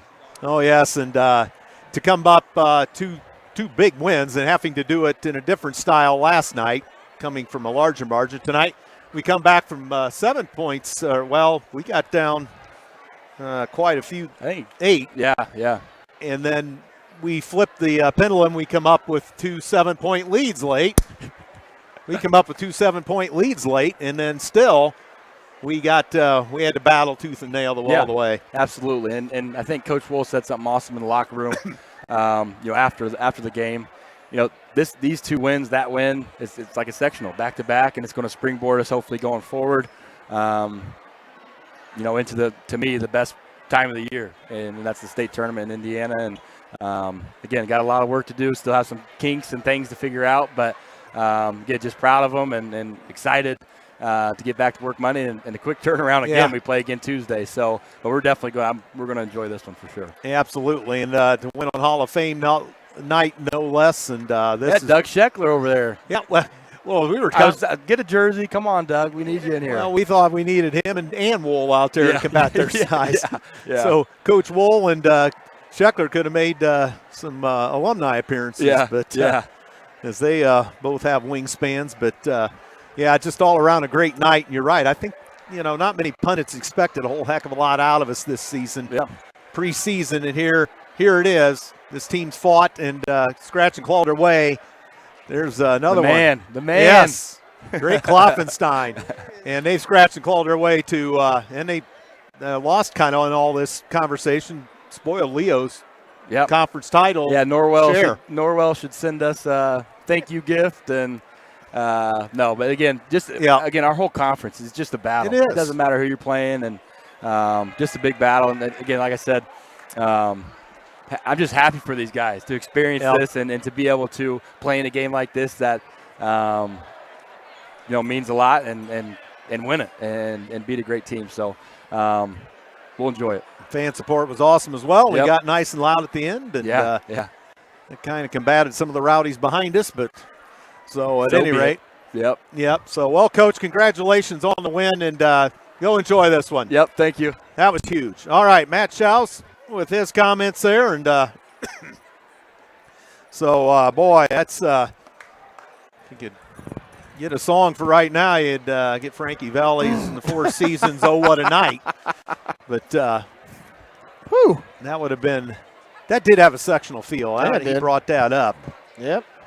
And boy, did we make the plays when we had to, and we put ourselves in some precarious positions. But two knockaways down there on their inbounds plays in the last minute and a half. Getting hands on those inbounds is just incredible.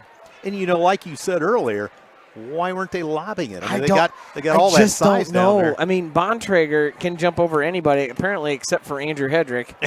Andrew can jump over everybody. And I just don't understand why they didn't just try to throw it up to him. Yeah. I mean, honestly, screen Andrew and then have Bontrager. I don't know. I mean, it seems pretty elementary to think about that, but he's the biggest guy on the floor. He must have had a different plan, but must have. Columbia City, 14-5, did we say? Yeah.